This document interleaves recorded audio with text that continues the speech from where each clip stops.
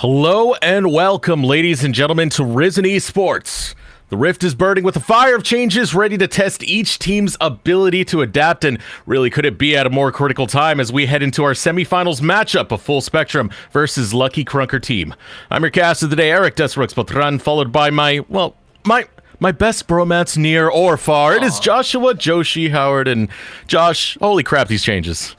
It's going to be big, but I know a couple people who would be a little bit upset if they heard that I was your best bromance anywhere in the world. I'm looking at you guys there in the chat. Go ahead and pop it out. But we are running into the preseason already, and we have some really big things that are going on in the Rift. If you haven't been playing recently, obviously it's going to be a bit of a wild ride as we go through what's going on with all the new dragon changes in particular that are changing the way the rest of Summoner's Rift works. Every single time the third dragon that comes out, well, one, you'll get to see a whole bunch of them, but two, they're going to change the way that the map actually looks, giving you speed shrines, giving you different terrain to work with, and ultimately, just a lot of cool things happening over here in Summoner's Rift. Oh, and there are so many changes. It's definitely hard to keep up with what's going on, but that is the nature of preseason. I know for myself, it's the holiday season. We're all trying to spend time with our families. We come back to the Rift, and we get this, a completely different monster, and it's sure to be a fun preseason, Josh.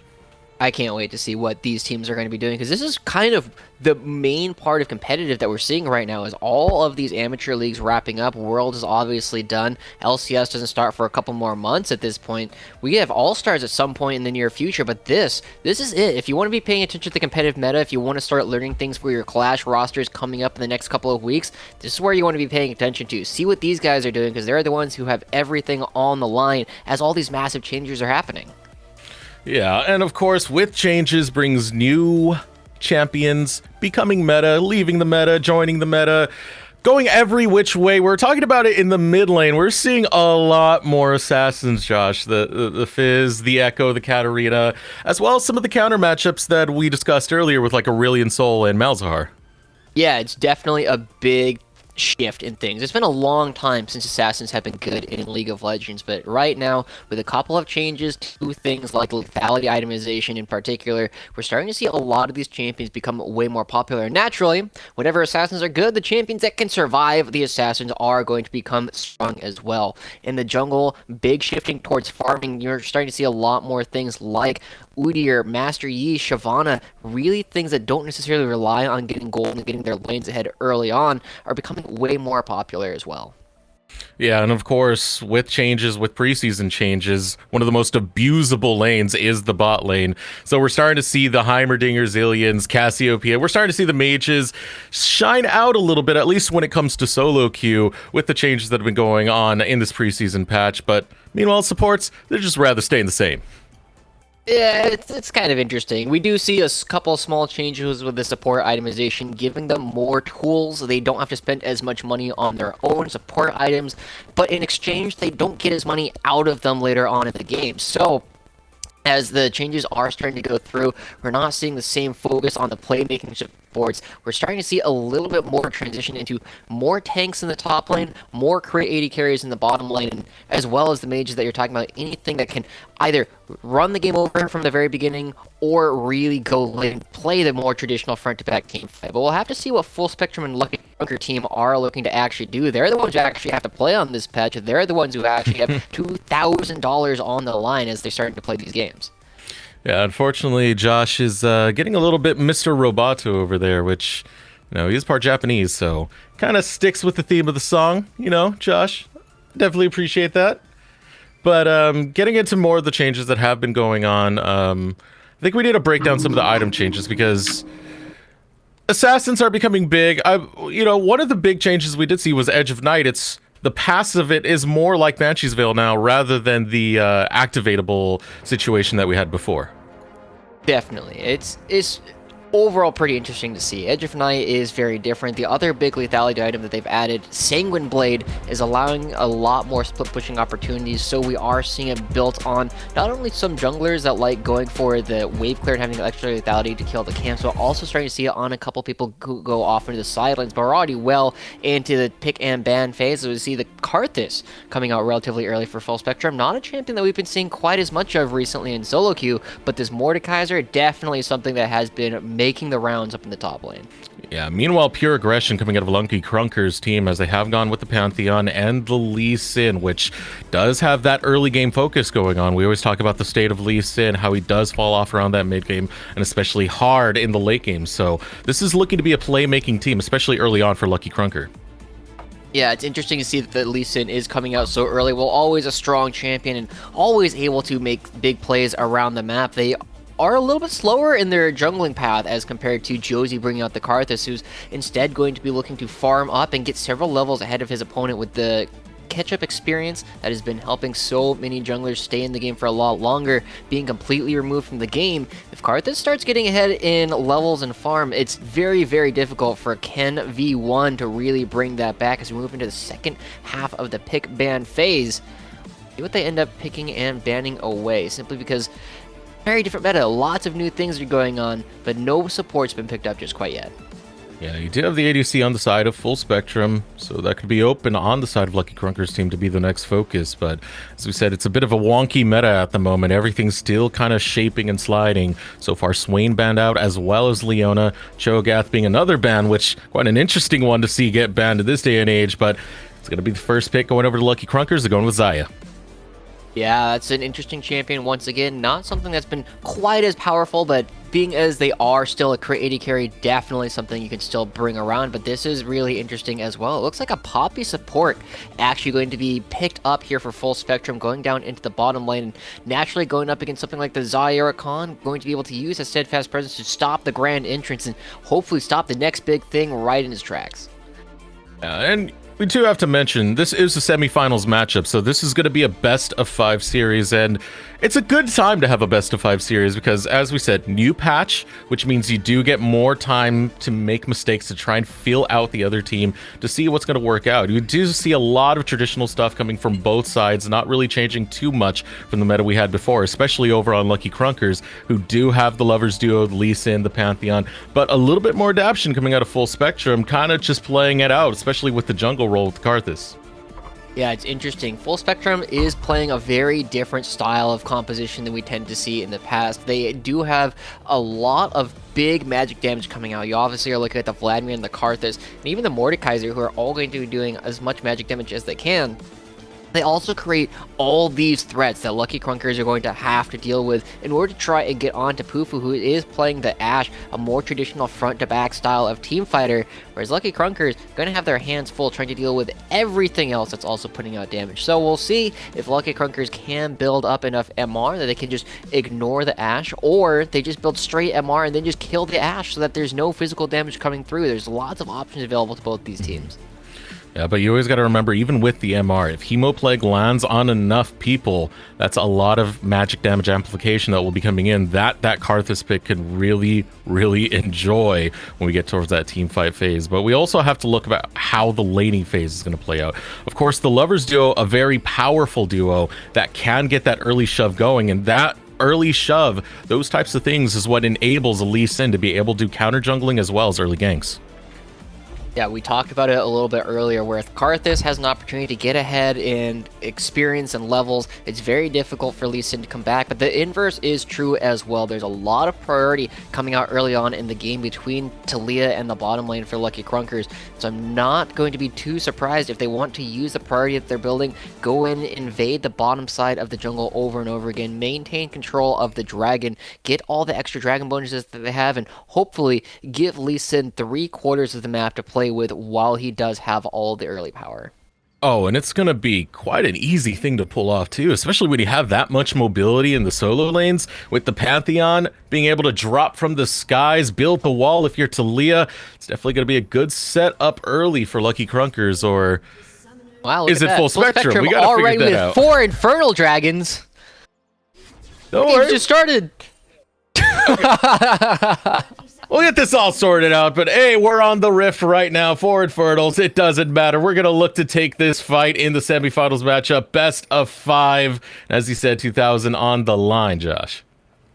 A lot going through. I'm excited to see what these two teams will have available for us, but Josie just going to go ahead and do something we haven't seen quite as much on this patch, going to just throw out the ward on the Pixel Brush, return to base, grab himself the red trinket.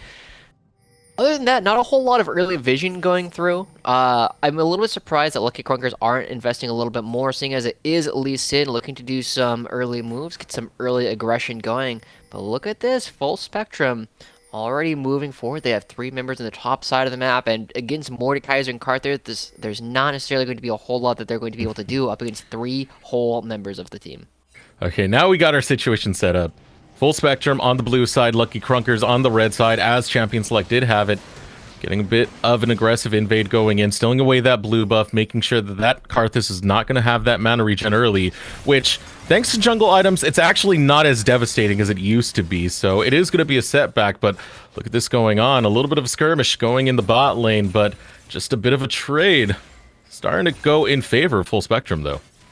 Yeah, one thing I do want to praise Full Spectrum for as well here is they were able to read out. I'm not sure exactly when they saw their opponent, but they definitely had the idea that Lee Sin was going to be coming in, and Josie able to move to his wolves relatively quickly, so he's not going to be put too far behind, and because of how quickly this champion actually farms, going to be able to clear out the bottom side of his jungle, where Lee Sin just finally discovers that the wolves already picked up by the Karthus. So good job to Full Spectrum in reading out this early jungle situation. We'll see if Ken can do anything to put himself back in his commanding position.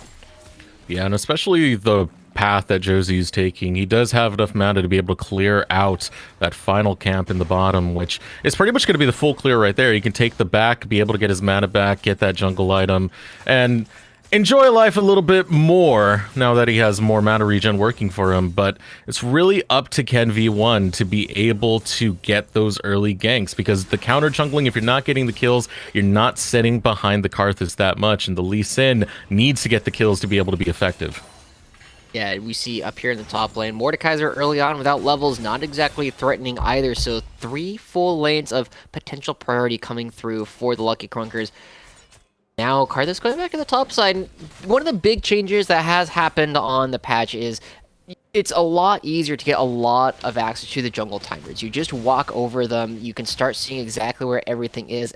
Basically, if you've seen the camp at all in the last couple of minutes, so counter jungling is a little bit easier now, and Ken, with the extra priority provided by his bottom lane, is going to be able to pick up the bottom side Scuttle Crab, but it's going to be traded for Josie, who's going to be picking up the one on the top side. So this big shift in how the jungle matchups have gone and how they've been able to move around the map, I think it's starting to break in favor of Ken, because you see he's still got camps to pick up, whereas Full Spectrum, Josie, now has to be aggressive without priority coming from the rest of the map.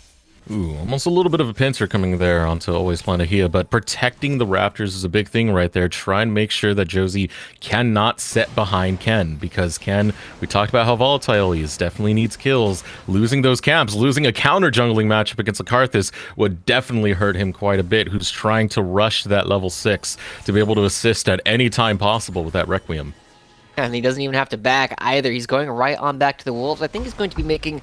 We're seeing almost an exact mirror of what we saw the first time around. Ken going in, going to discover that the Wolves are already gone and take away his opponent's ground, but he hasn't had a whole lot of time because he's been spending so much time in Josie's side of the jungle. I don't even know if he's cleared out his own Krugs just quite yet, and now with the Hawk Shot just going through the top side of the map, it's going to give Josie an idea that the exact same thing is happening once again. You see the warning pings already going through towards the top side of the map, and that means that A5 has to give a lot of respect to this Lee Sin. And I gotta give a lot of respect to Josie. His pathing is making the best out of a bad situation continuously. He was able to clear out his wolves before Ken V was able to get there, and slips away, only leaving that Gromp over. He still has his little rude dudes to do, and there you go. He's still making the best of this, being able to get income in. Gotta be very careful about those. Running critically low there, but he got the most of it. Yeah, I have to say, I've seen more executes in this preseason than I think I've seen in the rest of my League of Legends career, but another steadfast presence is going to get Kazime out once again, and now everybody's starting to get their backs in. People are starting to get a little bit more fun under their belt, and this is where we're going to start seeing a lot more skirmishing and not too clean in a bad spot. Yeah, Sonic Wave goes out, but it's going to be dodged by the Blood Pool, so not too clean. Get out freely. Still, though, looking for an engagement on to Kazime. Kazime forced to burn the flash to get under the tower. Now A5 versus Bow Eater in the top lane. A lot of collapses going on, but no kills to be seen just yet. Now this Ocean Dragon, with the big chunks going down, with multiple summoners burned off of full spectrum, it's going to be fairly easy for Ken to start up this Ocean Dragon. Now Ocean Dragon still does pretty similar things to what we have seen before. It gives you a lot of extra sustain by giving you percentage missing health every couple of seconds. But the big thing that we know about this is with the Ocean Dragon being the first one picked up that spawns, we know it's not going to be the Dragon Soul this game. And the Cloud coming up means we're also not going to be getting a Cloud Soul. So that just means it's either going to be Mountain or Infernal, both of which have drastic changes on the function of the way that the map works. Lots of bushes disappear with Infernal, lots more terrain gets spawned with the Mountain, and honestly, I'm not sure if either of these teams are particularly concerned about that, but Bow Eater, getting aggressed upon and not having any support of his jungle, has to back away. Yeah, meanwhile, still, speaking about jungles, you're seeing that superior pathing coming out of Josie. He was able to get into the jungle knowing that Ken V1 was going for that dragon, clear out that top part, and be able to come as his blue spawns. He's going to be level 6 soon, so that threat of the Requiem is global. It's always going to be there. With two solo laners that don't need blue buff, that aren't even mana champions, going to be able to pick up a little bit extra for himself as well as Ken. Finally, kind of figuring out where Josie is, going to be picking up his bottom side of the jungle for the first time. They might actually be meeting at this red buff fairly shortly. You see that Josie's on his way over potentially, but already, always Planahia and Ken V already there to pick it up right as it spawns. And a fight gonna break out. Ugandan royalty looking to go for the engage. Gets stuffed by Kizume. 4 people bot lane for Lucky Krunkers, but they're not gonna be able to find much and return to the reset. Unfortunate, Ken not gonna be able to pick up that red buff, and ultimately this game kind of starting to stall out, which is definitely something that Full Spectrum should be rather excited with. They have Ashe, they have Vladimir, both 2 champions known to scale very, very well later on into the game, whereas Lucky Krunkers are the ones who have been trying to pick all these champions to skirmish early and haven't been able to find a single kill yet. No, not at all, and they have to be looking for the kills at this point. They can't keep just trying to keep up with the counter jungling, trying to set back Josie. You need to get these kills. We've only seen one real attempt in the mid lane onto Not Too Clean, and he got away fresh. Ooh, looking for that Sonic Wave, but not going to find anything. Ken forced to just walk away. Stop the counter jungling. The ganks have to start to come in. Yeah, the one other thing we can start seeing is people starting to move towards the top side of the map. Rift Herald is the current objective. You can actually pick up 2 Rift Heralds if you pick them up early enough. Can't get plates with both of them, but still can be very helpful. But you see the difference in the levels already starting to come through as they see a little bit of a skirmish down in the bottom lane. He goes in and goes out. Kizume stuffing that again with the steadfast presence. You have to know it's coming. You have to try and bait it out before you hit the quickness, and that's not going to be the case here, Kizume. Unfortunately, he's too good. Good reaction time. Stuffs it away. He's looking like a star right now. Now we might actually see a little bit of a skirmish once again. Josie and Ugandan Royalty noticing each other, but Ken is already here. Oh, looking to catch him off. There it is, the flash over the wall, but still flashing forward, looking to find Josie. He's going to go down for first blood. The Requiem is available, and it's going to be used as Kizume continues the fight. Featherstorm goes out. Another trade, 1 for 1 thus far. 1 for 2 now, as Meech will fall, making this a 2 for 2 fight. Full Spectrum and Lucky Krunkers are taking it to each other. Alright, we'll see. Does Full Spectrum want to re-engage? Missing a Q. It's going to be very difficult to get onto the Vladimir and Ashe at the same time, and I think Ken should be happy to just kind of pick up the Scuttle Crab without losing a whole lot.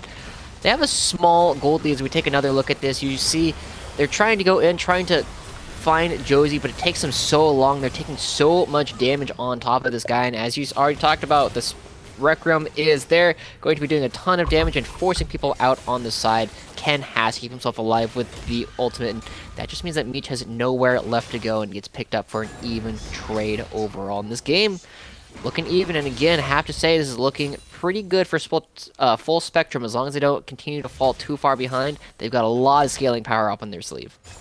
Yeah, and the big thing there is where the kills win. It's on the proper members of both teams, the mid lane and ADC on both sides. But for what it's worth, 2 assists going over to Josie in the process, so he is getting some gold and getting some experience off of that, even with that Requiem just at the very start of the fight. Surprising to see that he's actually up in here in the top lane as well. Probably expecting Ken to move his way up. Oh, maybe just a little bit too early, as you see both the jungler and the mid laner from Lucky Krunker is potentially looking to cut off a 5. spotting the pink ward. They know exactly what's going on. Is Ugandan going in? Ooh. Trying to find the knockup, not going to get it. Force the flash away will be Joey's steps, but Kizume starting to run low. So is Ugandan Royalty as the Ash Arrow comes out. A couple more autos, trying to find that final one, but there is the flash, and the return of the feathers from Meech was absolutely crisp.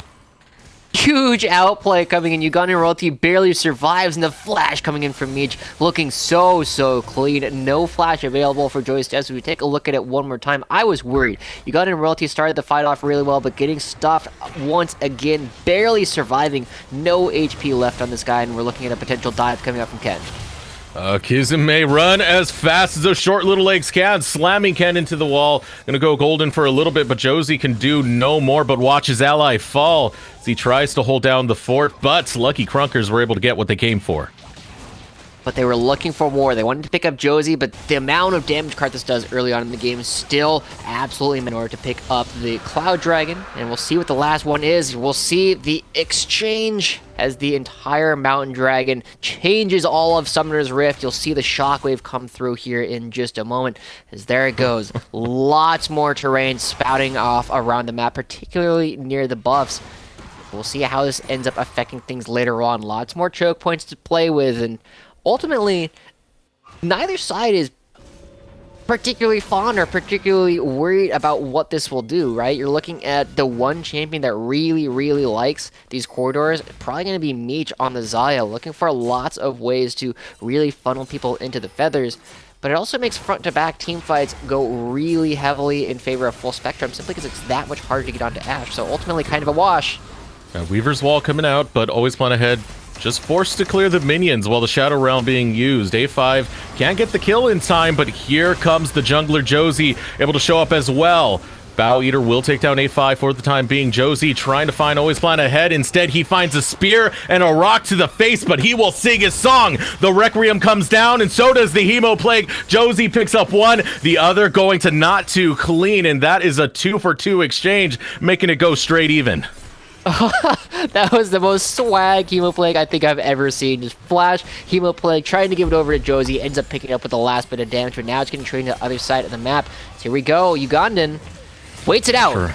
Waits out the steadfast presence, and he is rewarded for his patience. Now trying to find Kizume as well. A5 has teleported in, but Kizume will fall. 3 versus 1. Underneath the tower, not far enough away. The damage is starting to come in as he swings that mace. It's not enough, though. On the run now, able to get one. Ugandan Royalty goes down, but Josie has now joined the fight, puts down the defiles, throws the Skittles, and makes that poor Meech trip to his death. Oh my gosh, fighting all over the map, and we got a replay coming through. It starts off, A5 looks to be doing some cool things, but again, invulnerability coming through from Bow Eater, not going to allow any damage to come out from that critical strike on the Q, and the Hex Drinker also paying off even further.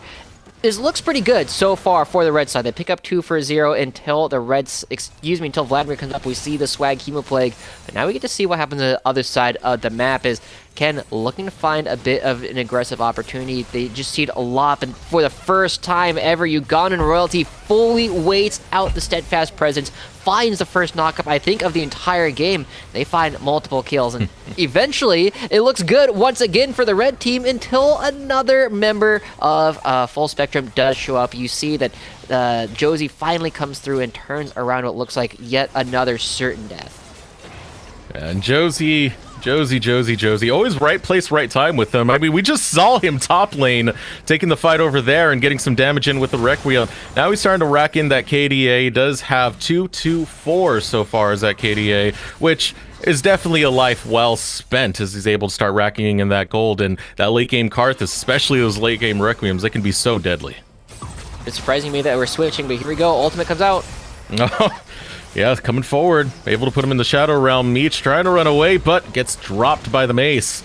Now always plan ahead, wants to steal away Shelly, but able to show up will be Ken. Smite ready and primed to be used. Shelly going the way of Ken V1, but here comes the Weaver's Wall, able to cut off one of the routes of escape, but not the proper one. The turret's right there. Dragon's Rage comes out, and Bow Eater is able to take down Joey, as well as always plan ahead, able to claim one of his own. Lucky Krunker has come out way ahead in this situation overall. Even though they lose Meech, they pick up a turret, they pick up the Rift Herald and multiple kills, but it's still not that large of a gold lead, only 2,000 between these two teams. We'll have to see what more they can do as Lucky Krunker's trying to force the issue a little bit more around the map. The big question is, what are they going to do with the Rift Herald? Did they already use it? They picked it up, right? Yes. And we definitely need to read more patch notes, but yeah. As it starts to move around, we see that Ugandan Royalty actually going to be doing the solo split pushing by himself as a support as they crash into the top lane once again. Now Meech, the designated objective hitter, going to be doing his job once again as they try and go aggressive, but he needs to be careful. Get the replay. They go in. Oh no! Oh. You gotta be kidding me. Another missed arrow as well. That is unfortunate indeed. Nobody picked it up from Lucky Krunkers. Now they're looking to force a fight. Yeah, trying to take it, Ken. Last Sonic Wave, not willing to take that resonating strike. Didn't have backup close enough in time. Would have been a 4v2 for the first 3 seconds of that fight. Now Kizame looking to find that engage. The hand doesn't come close enough to find Meech, but here comes Not Too Clean. Gets put in, and there is the Requiem being sung. Looking to find two. Meech will survive. Hemoplague is ticking. The damage amplification coming out of Not Too Clean. It would only scare away Lucky Krunkers for now as they can't claim the kills, but still trying to find the defense, and down goes Ken. Just absolutely destroyed, and so is the Mountain Drake. Beautiful play coming out from Kazime. Now the extra armor and MR provided by the Mountain Dragon is there for all of Full Spectrum. And if this is your first time watching, if this is your first time playing in the preseason, just know that it's not going to be a surprise what any of the dragons are from this point out. With the Mountain Dragon map coming through, that means we're going to be getting Mountain Dragons and only Mountain Dragons until one of these teams has hit 4 of a kind. Get that full quads. They start to go forward into the game, so lots more extra defensive abilities coming out for both sides of the map as they start to pick up Mountain Dragons, which means that penetration items going to become a lot stronger this time around. And so now at the state of the game, we're almost dead even. Full Spectrum are able to put up a good fight. I mean, we see where the gold's going. Not Too Clean is picking up a lot of this. Basically, all the mages, the entire top side of the map has the gold for Full Spectrum, while Lucky Krunkers, they're getting it somewhere in that area as well. But Meech, their ADC, turning online in a lot of these fights, and we're seeing it with those Feather Storms. It's absolutely beautiful so far. It's definitely a competitive matchup as we head into the mid game. It'll be really big. Lucky Krunkers still are the ones who kind of are the beatdown, right? They're the ones who are looking to end the game before it goes too late. They have a Karthus that's starting to run amok. They have a Vladimir that's already got 2 items completed. They don't have the extra armor and MR coming out just quite as Ken. Gonna find Kazime. Yeah, but Steadfast Presence comes out. Not gonna find too much off of that, just a little bit of menacing damage, but everyone is starting to pile up in this mid lane now, and there comes the engaged Ugandan Royalty. Will get the knock, but so will always plan ahead, who does have turret aggro. Gonna hold it a little bit longer for his team to pick up 2 kills and find a turret right after, unless Josie has something to say about it. That's the aggression we were looking to see finally coming out from the Lucky Krunkers. Now, they should be able to pick this up. Josie has wave clear and a blue buff, but it's going to be difficult with all these ranged champions, all these go buttons still available. Ken still has the Dragon's Rage. It looks like everybody's going to be backing out, happy with their first prize. They want to make sure that they're able to get back out on the map and start establishing vision once again fairly soon.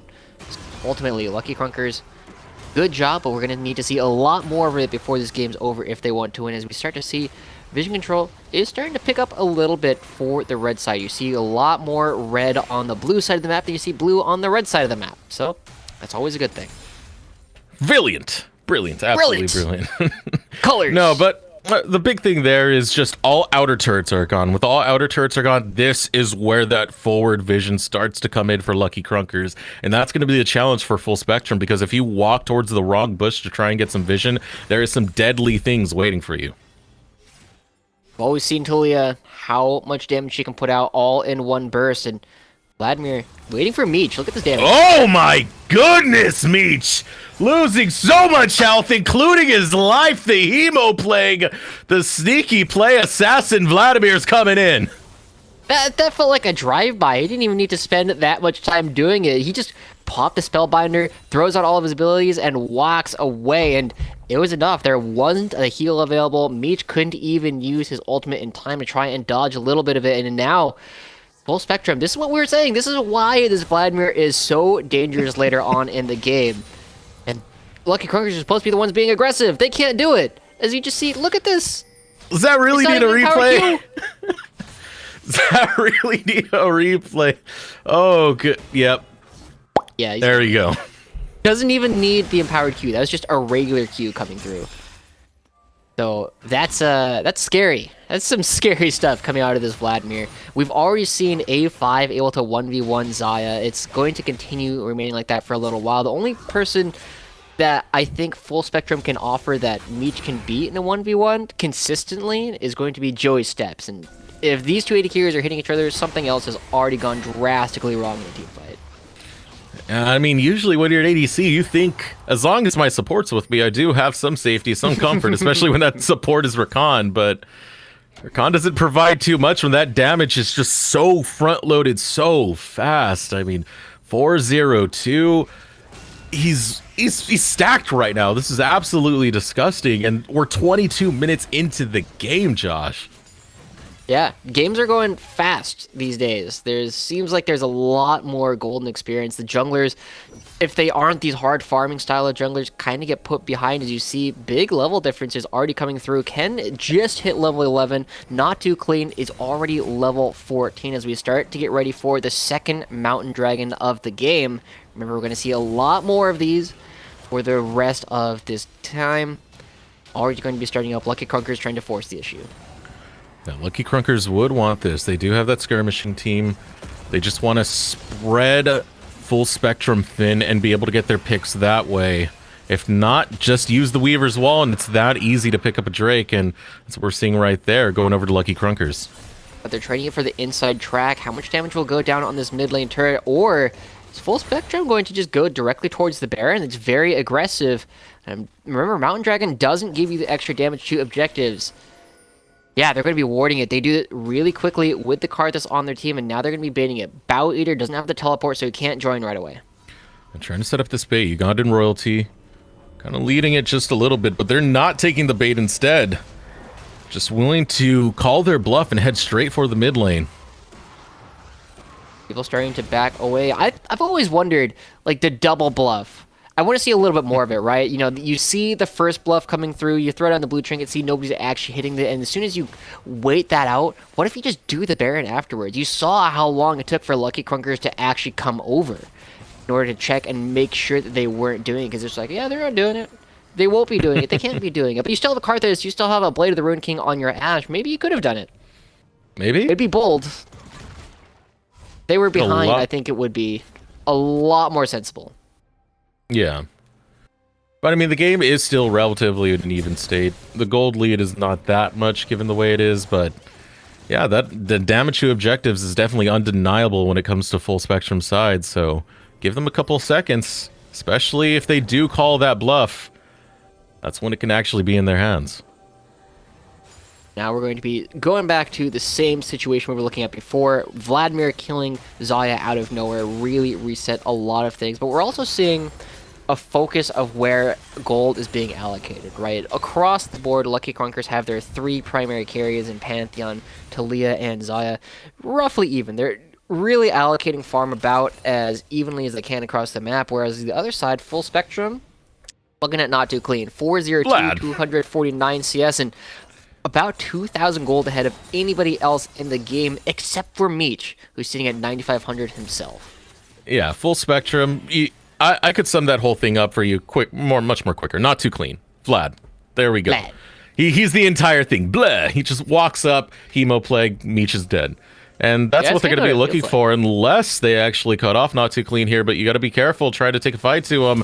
Looking to do the Dragon's Rage. Hemo Plague does go out onto Not always plan ahead. Not Too Clean. Trying to find it, though. He will get it thanks to the Requiem. But backup is coming in the form of A5 and the rest of the Full Spectrum squad. Meech forced to run away. Critically low. About sub 300 health. Looking to grab that plant to get some health back. But the trades are coming in. Over the wall, Meech tries to find a kill. Going golden. Only going to become a trophy defeat for Meech, but here comes A5. Ken V1 looking to walk away, trying to buy time for those cooldowns, and there comes the Sonic Wave. Steadfast Presence is going to be used. Sonic Wave does not time out. Resonating Strike comes in, slammed against the walls. Ken V1 as A5 tries to run away, but pulls in more. Can he get the shots? The answer's going to be no. Lucky Krunker's able to find the ace. Wow, they're going to back. No, Bowdier's just going to go back, use the teleport, get back in, and this fight all over the place. It takes them so long to actually take down Not Too Clean that the Requiem coming through actually gives them the opportunity to kill, always plan ahead. But at the same time, look at where Meech is doing. He's trying to fight multiple members, gets himself over the wall, and finds himself a little bit of a honey fruit. Not too worried about everything else, except for when they come right on back to him, and he can start supporting from over the wall. Look at how quickly he shreds through Josie's health bar. There's not a whole lot left for them to do. A5 already used his ultimate on the Rakan earlier, and now you see he's just trying to get away from the red buff on Meech, and they slowly managed to grind them down over so much time. Yeah, and that pull right there was almost hope for A5 to pull it off, to get the double kill.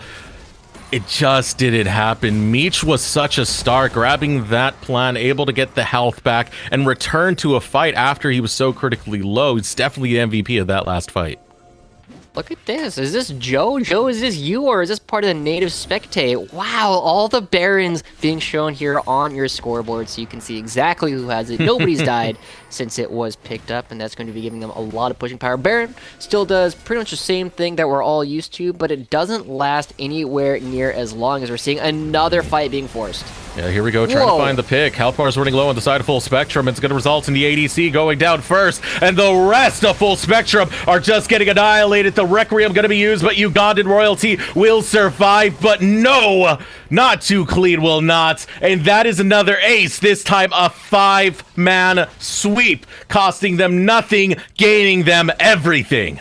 And now they're going to be going in. We'll see how much they're actually able to pick up. There's 15 seconds before anybody on Full Spectrum is still alive, and they still have the Baron buff. We said it doesn't last for very long, but if you don't have anyone contesting you, you don't need a lot of time to take down a ton of damage. They've already sent Meech over. The designated objective hitter is going to be hitting a different objective this time, grabbing them their second Mountain Dragon of the game, and going to be giving them that Dragon Soul, giving them a shield that builds up over time. If you're familiar with the old turrets that used to give you those shields, just think of that. But everywhere you go on the map, just having an extra 200, 300, 400 health for the rest of the game whenever a fight starts. And that means with 4 dragons already in Lucky Krunkers, we're going to start seeing the Elder Dragons coming up soon as well. So stay tuned. We'll see if Lucky Krunkers can pick that up. We'll talk more about it when it actually spawns.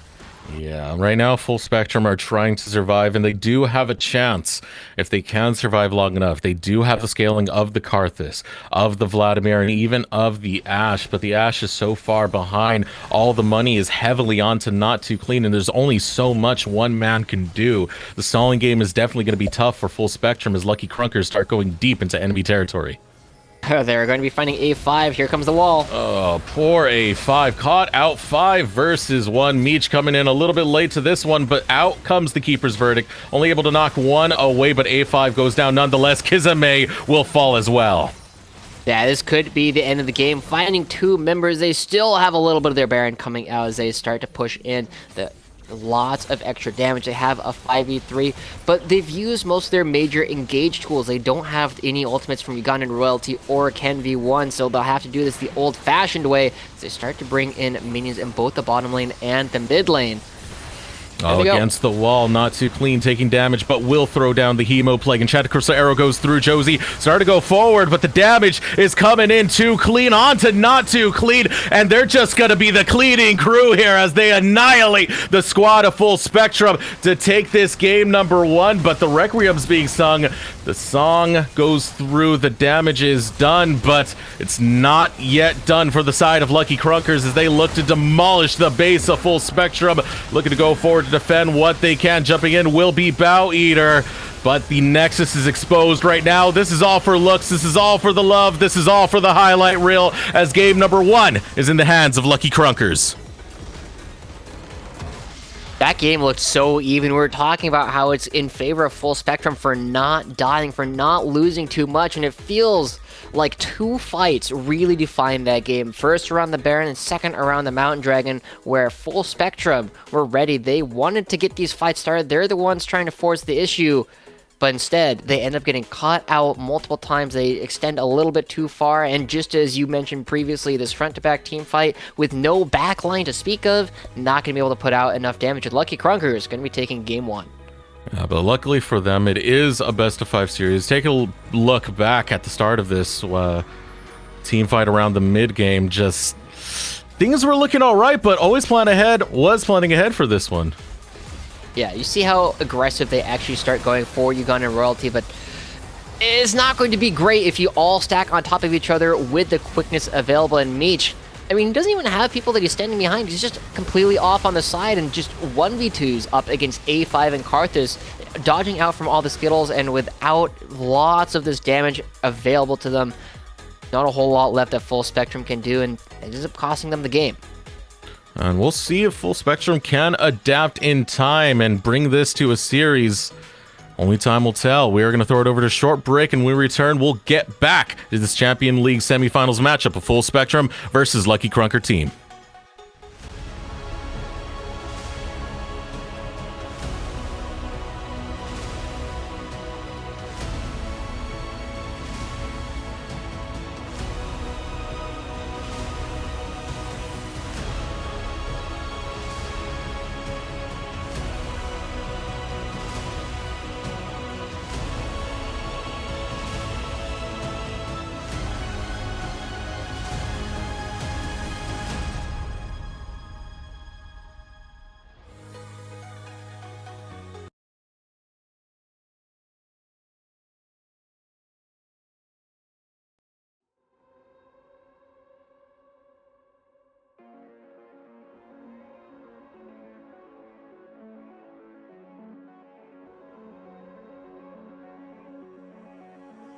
Tell me where do I go?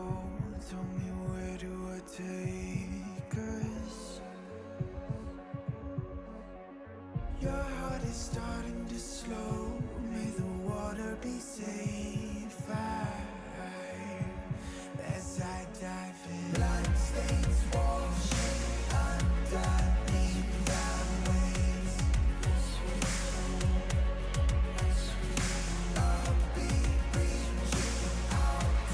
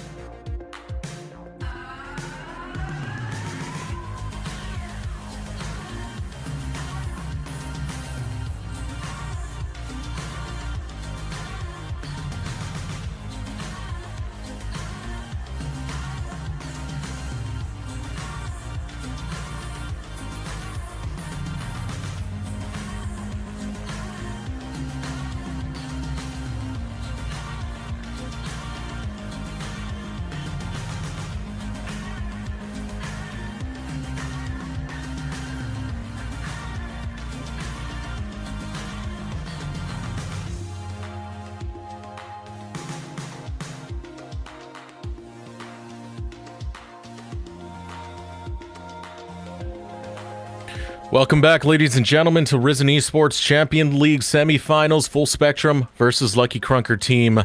And what a game one we had right there. It went relatively even for quite a bit until it all broke open towards the end. Lucky Krunker is able to get the win, but we do want to kind of start to break this down from beginning to end, Josh. Ultimately, I do have to give a lot of praise to the way that Josie in particular played this game. Just overall, he had so much impact on the game and managing to keep himself in line with everything that was going on. He gets invaded early. He manages to stay even CS and ahead throughout most of the game. And we saw how much damage he was able to do constantly being in the right place at the right time. So we'll have some replays coming up fairly soon, hopefully, where we get to show a little bit more of that. But ultimately, it doesn't matter how much farm you have if your team can't actually execute in these team fights. And we saw towards the ends of the game, Full Spectrum in particular, not too clean, who had caught multiple people before, notably catching out the Zaya and blowing them up 100-0, ends up getting caught, and despite taking forever to die, puts his team in such a bad position that they weren't able to recover from. Yeah, and we really saw life in Full Spectrum in that last game, and those key moments that you were talking about. It looked good, especially in the early game, but when it came down to late game skirmishing, that raw grit that we saw out of Lucky Krunkers was so critical, because a lot of the fights, especially the ones near Dragon, it was just always plan ahead, finding the best seismic shove and launching everyone to the rafters and back. And with that, the fights would just break out all over the place. Full Spectrum wanted a dialed-in fight, and Lucky Krunker's team would spread apart and take it everywhere. That's not what we needed. The Ashe had so little impact, partly because they got put really far behind. Joey Steps didn't have a particularly strong game, but on top of that, just as you mentioned, fights were in the way that they wanted to be. Full Spectrum had these big front lanes. They had a lot of tools to create space for the Ashe. But overall, if we actually went through some of these team fights and counted the number of auto attacks they were actually able to get out, they weren't that high simply because of how far away the fights tended to be happening from the Ashe. I know you're a long-range AD carry, but you're not that long range. You're not looking at double Tristana's auto attack range every single time you go for it. You still got to get people a little bit closer to actually have a lot of effect. And then another player I do want to take a moment to highlight was Ugandan Royalty, because at first, it looked a little bit clunky. It looked like Kizame's counter pick of the Poppy did work out. But then, suddenly, out of nowhere, the Rakan is just like, I have brain, I have big idea, let's do this. And he waits out the steadfast presence. Ugandan Royalty would just constantly wait it out and find the knockups anyway, and the counter pick was pretty much useless after that.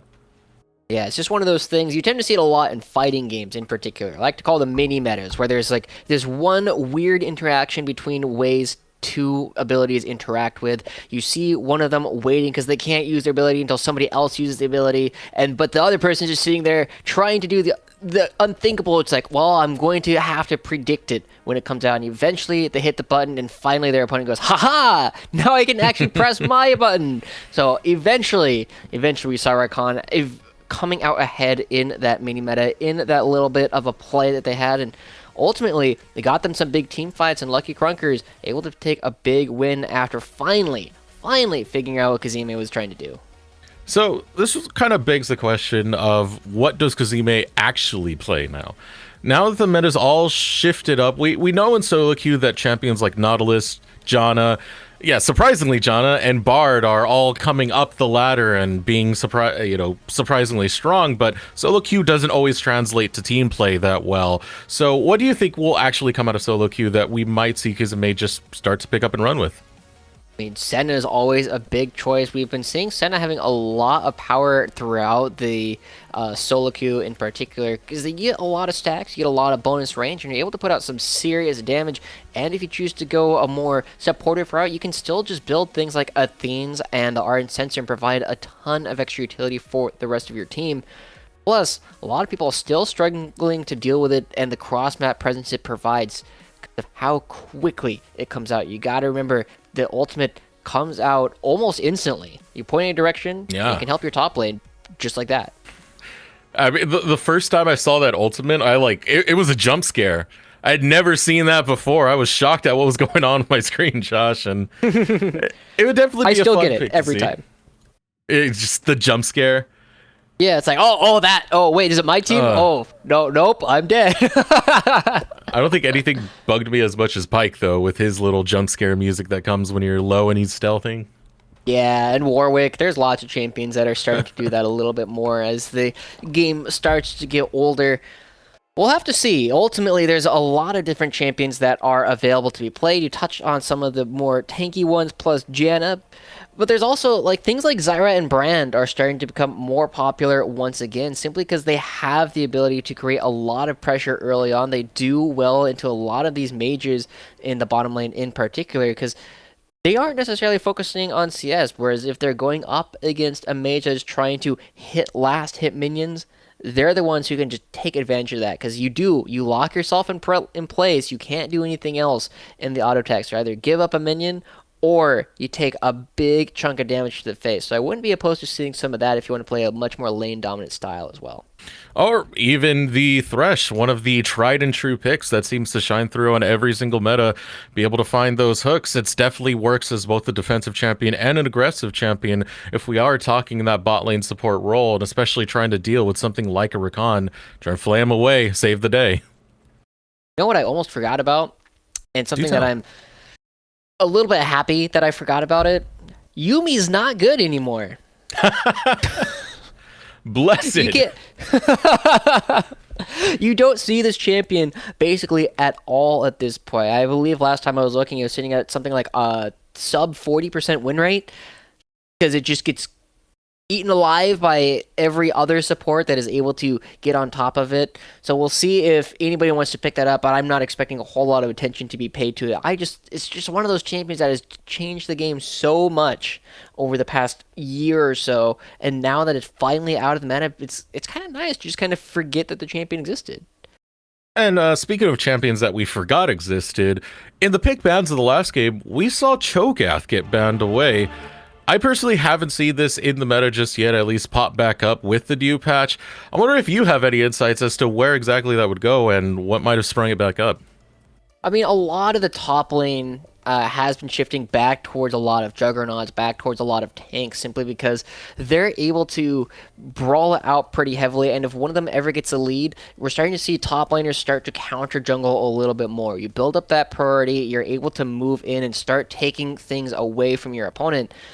But at the same time, the return of crit itemization just means that these top laners need to be tanky. They need to be able to withstand the damage that Caitlyn's doing once they have the Storm Razor, plus the Infinity Edge, plus the Rapid Fire Cannon, where they're going to be taking 500-600 damage pot shots every single time you get in range. So as we start shifting in that direction, start seeing a lot more just kind of, I don't want to say brawling, not quite noodle fights either, but somewhere in between. You know, it's like slap boxing, maybe. I mean, after the meta that we've already seen, where it's just pretty much outright fighters trying to rip their faces off, I'm not against the the whole slap fight top lane thing coming back. You know, I do enjoy myself some top laners who can't. I mean, Dr. Mundo is actually one of my favorite top laners, to be quite honest.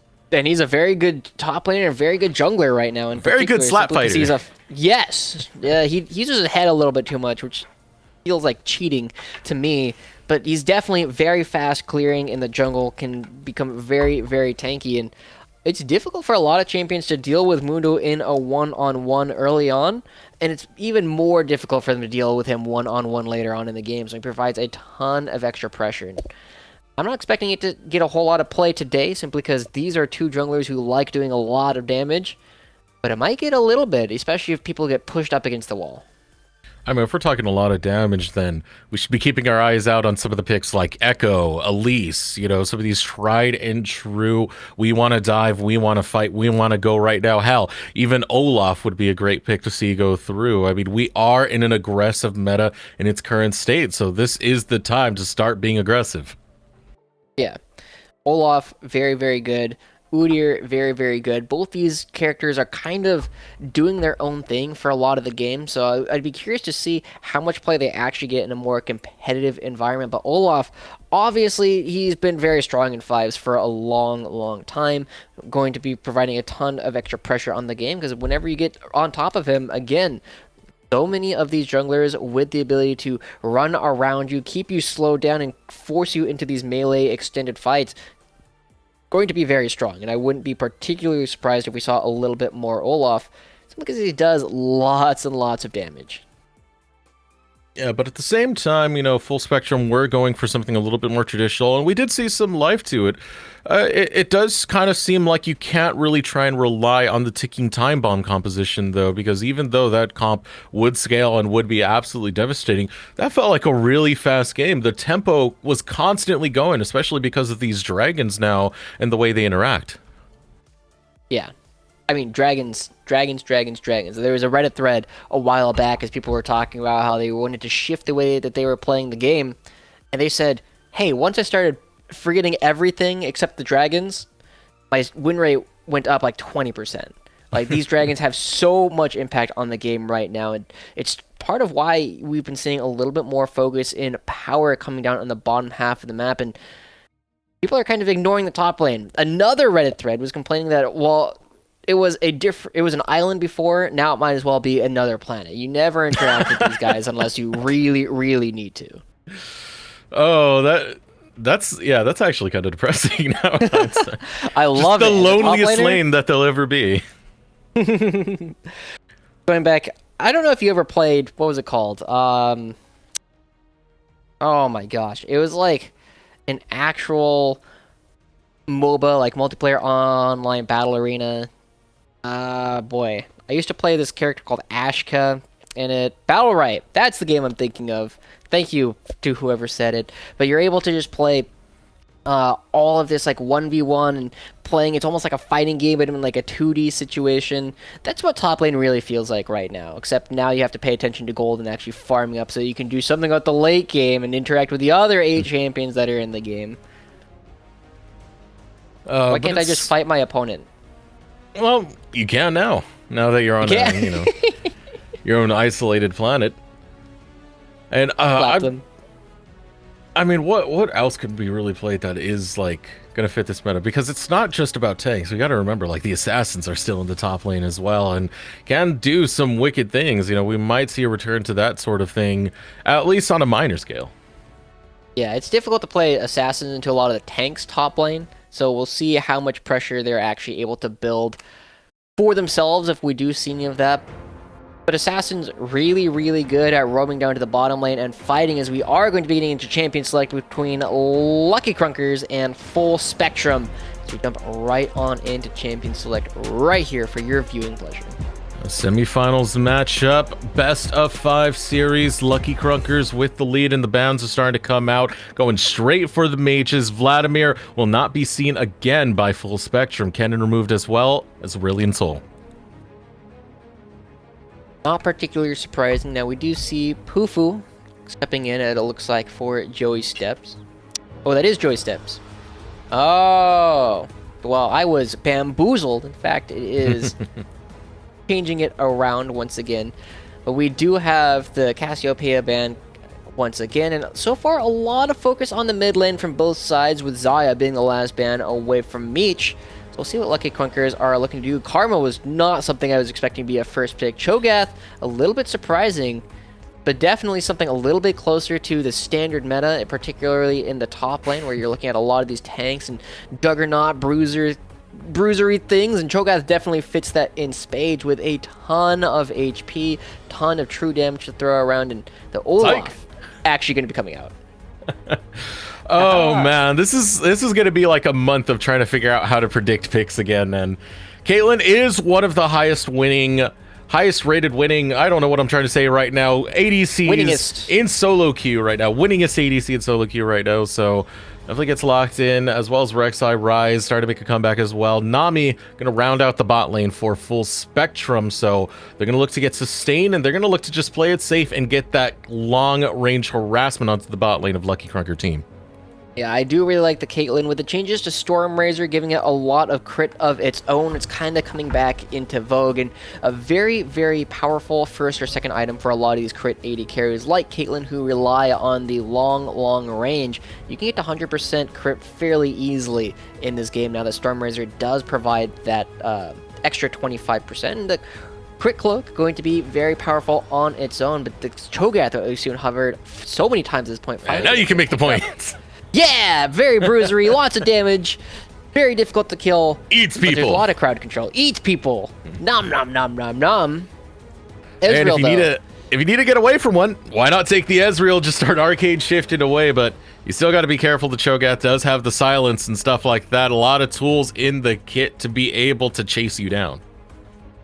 Interesting. The Kali coming through, not something I was particularly expecting, but the one thing I want to touch on before I go into that a little bit more is the fact that Ezreal was picked up here for Meech, and he's lost Kleptomancy, which is a pretty big deal. That was kind of the Ezreal keystone for all of Season 9.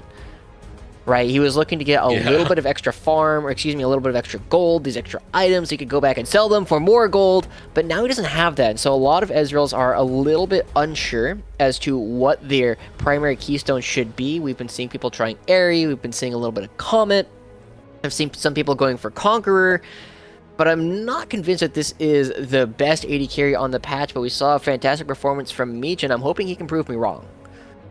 It's going to be interesting to see. I mean, we saw that he's very good when it comes to positioning, when it comes to manipulating.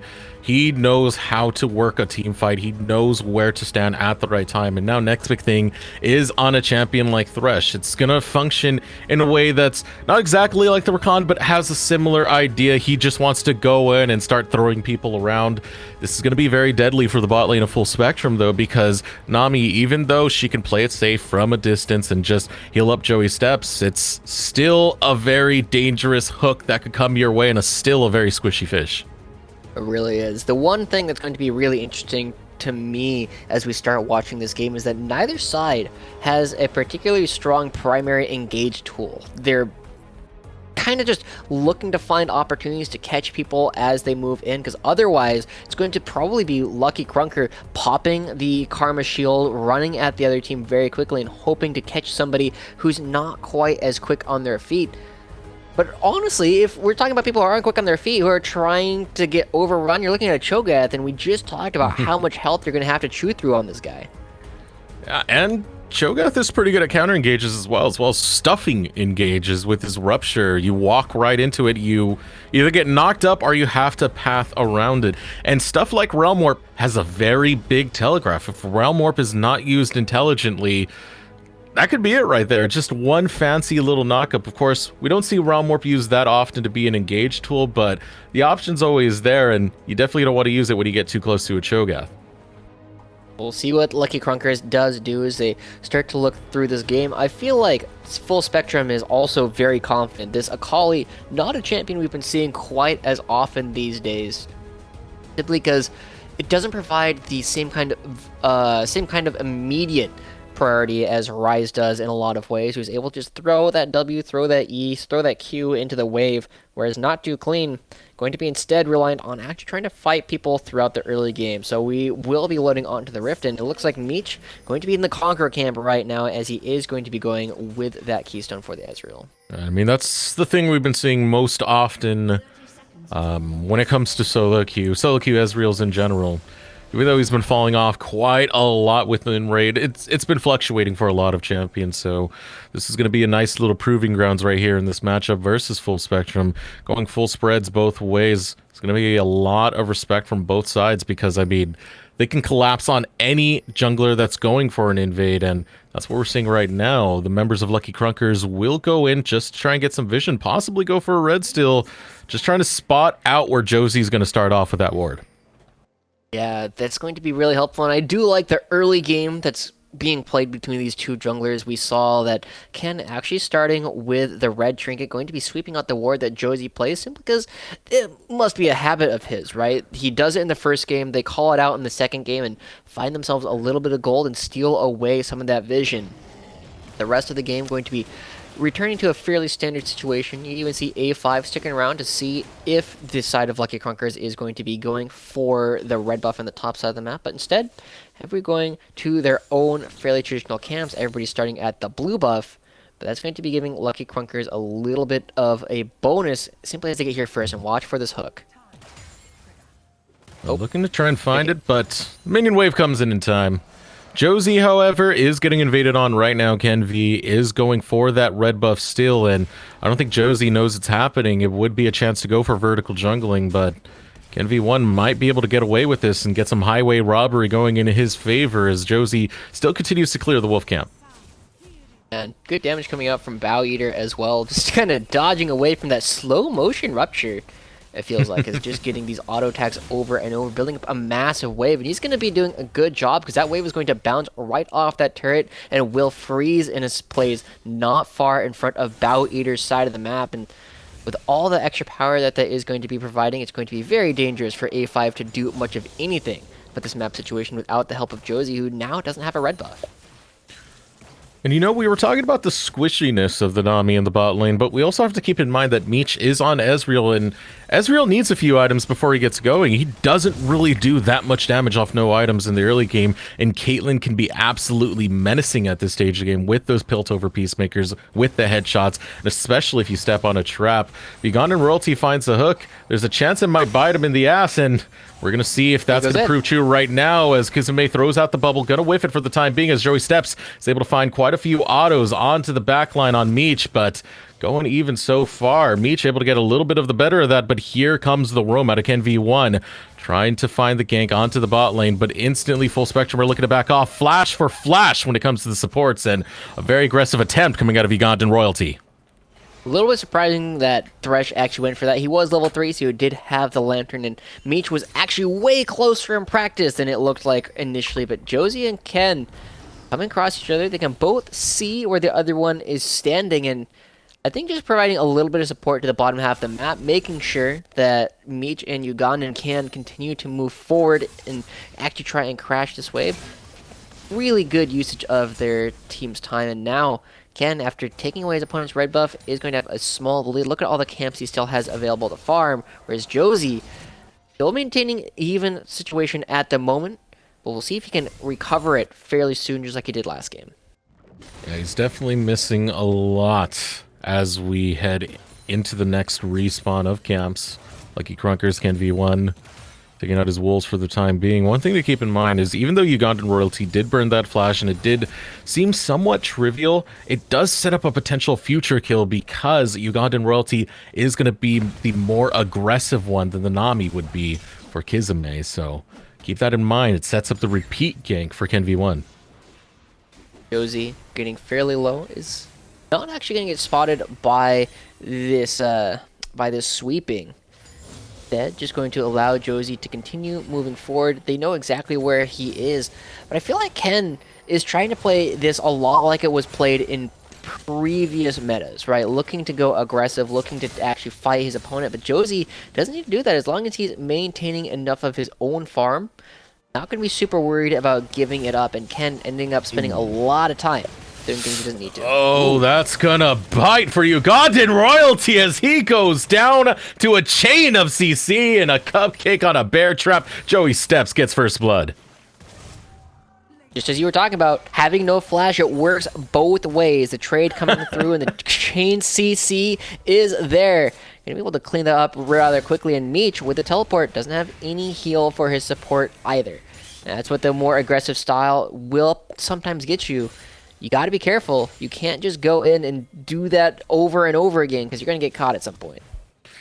I mean, he really tried to stretch the range of that flay, but it wasn't happening. Kizame just completely outplaying that. Beautiful setup for Full Spectrum's bot lane, especially in this early game when you want to get those kills on Caitlyn and get her to that 2 to 3 item fantasy where she starts to turn on.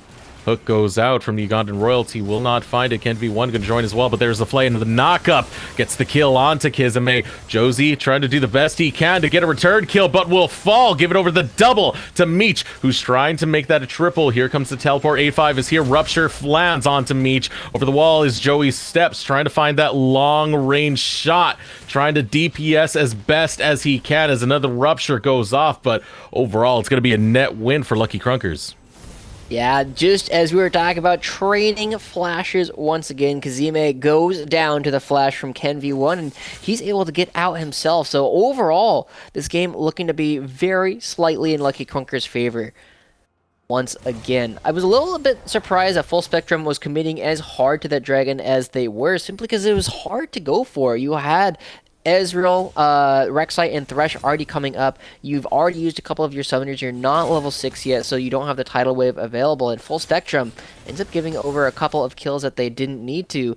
Now both of them on the Ezreal, which really turns everything on its head. We'll go ahead and look at this one more time as the hook doesn't land, but look how squishy this Nami is. Like, you just go in for the fillet and get all this damage all at once, and they basically blow up before anybody has a chance to respond, and Josie, trying to turn things around, ends up just giving another kill over to the Ezreal.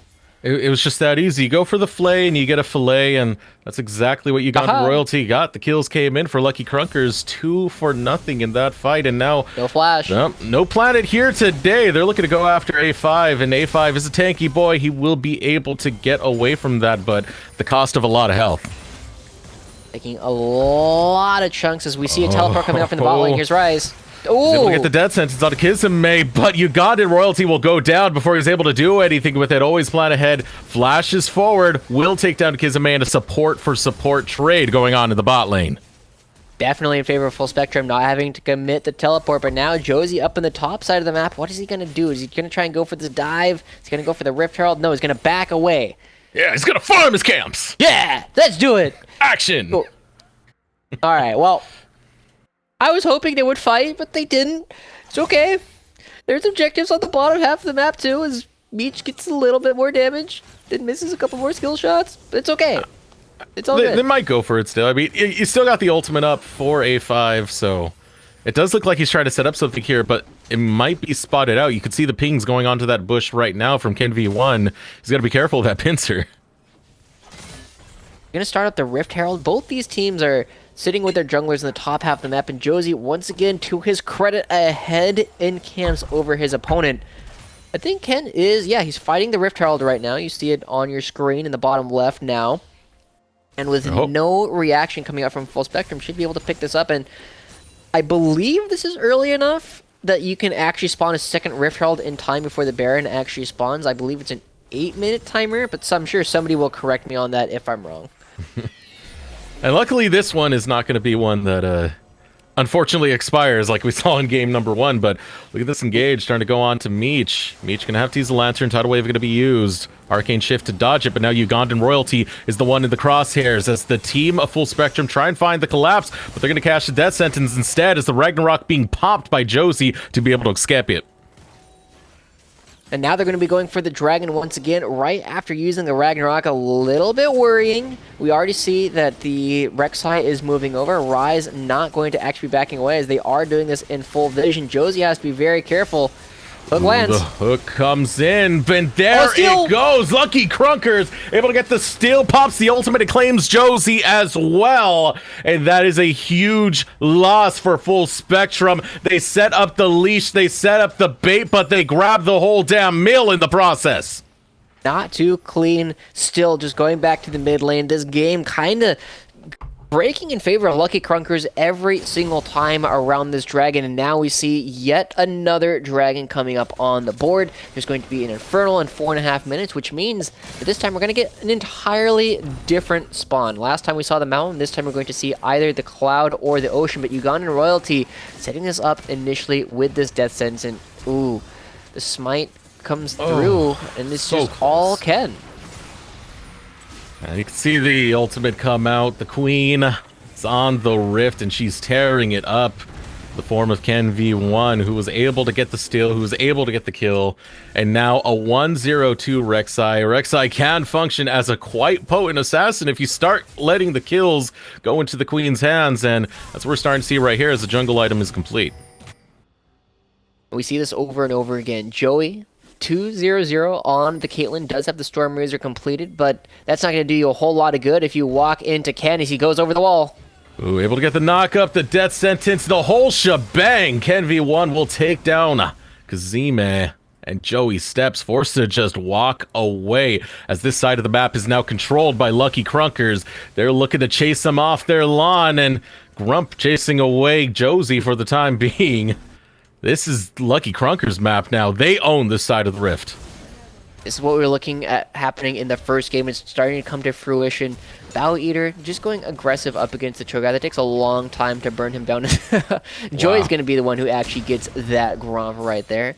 I mean, their Smite was available, but I guess 100 gold, not worth that much. I mean, it's crazy to me. They added extra gold to the Gromp. There's already like 90 gold, I believe, before. Now it's 105 every time you pick it up. 3 of those is a kill. That's a lot. So feast up. Continue. Nom, nom, nom. Put the pressure like we're seeing up here in top lane. A5 looking to put some pressure of his own, gets the silence on, and the battle's on. It's such a sustained battle in the top lane. A5 has the passive where he kills those creeps, and he's able to heal off that alone, whereas Bow Eater, the Mantra Tether, will give heals on both initiation and completion of the tether. So there's so much sustain going on in that top lane. Yeah, they also spotted out the Olaf as he runs down. A little bit too quick coming up from Josie. We're seeing another potential duel, but now Josie down a level. I'm starting to go forward. Can't disrespect an Olaf, though. He does have quite a bit of damage, especially as that health gets lower and lower. But Ken V1 has enough damage to be able to stop that late game phase quite quickly. Josie's still going to look to fight it as Kizame goes forward. There's the bubble. The bubble's not going to land. The ultimate's going to be used, and there you see it. Kizame going to be a little bit of scumbag. Take that kill away. And he's going to be losing the Rift Herald as well. Look at the timer. It's going to be fading away. You don't have as much time to use it. So another game where the Rift Herald gets picked up and never deployed as they're starting to chase this guy down. They have the tidal wave. What's A5 doing? He's walking. Hey, he's walking, he's rolling, here. he's looking around. I thought he was going to teleport or something, but nope. Joe's going to be showing us. Wow. Oh, look. I've never actually seen inside. Thank you, Joe Physics. There you go. I know there's a lot of different hats that Caitlyn wears in this skin. Is every single time there's like a different picture that comes out, and depending on which one it is, you get a different hat on Caitlyn. So, you know, if you don't like her regular hat, like I know a lot of people don't, just get this skin and you get to wear like 4. I like that. That's better than like 20-something weapons to use on a new champion. Okay, I can't wait for Apulos to come out and have no idea what in the heck is going on during team fights. I mean, I already basically know, so it's okay. With enough time, we'll all not know what the hell's going on as we continue this game. Pretty much dead even in gold so far, and surprisingly so, Meech has been doing well in the spot lane. It's going to favor him a little bit here, but a gank attempted to go off death since it's not going to be used as the Flay does miss, and Not Too Clean will be able to get away. It does set up big opportunities. They do get the priority in the mid lane. They're going to creating a little bit more pressure on the bottom half of the map, and now Joey Steps has to be very careful.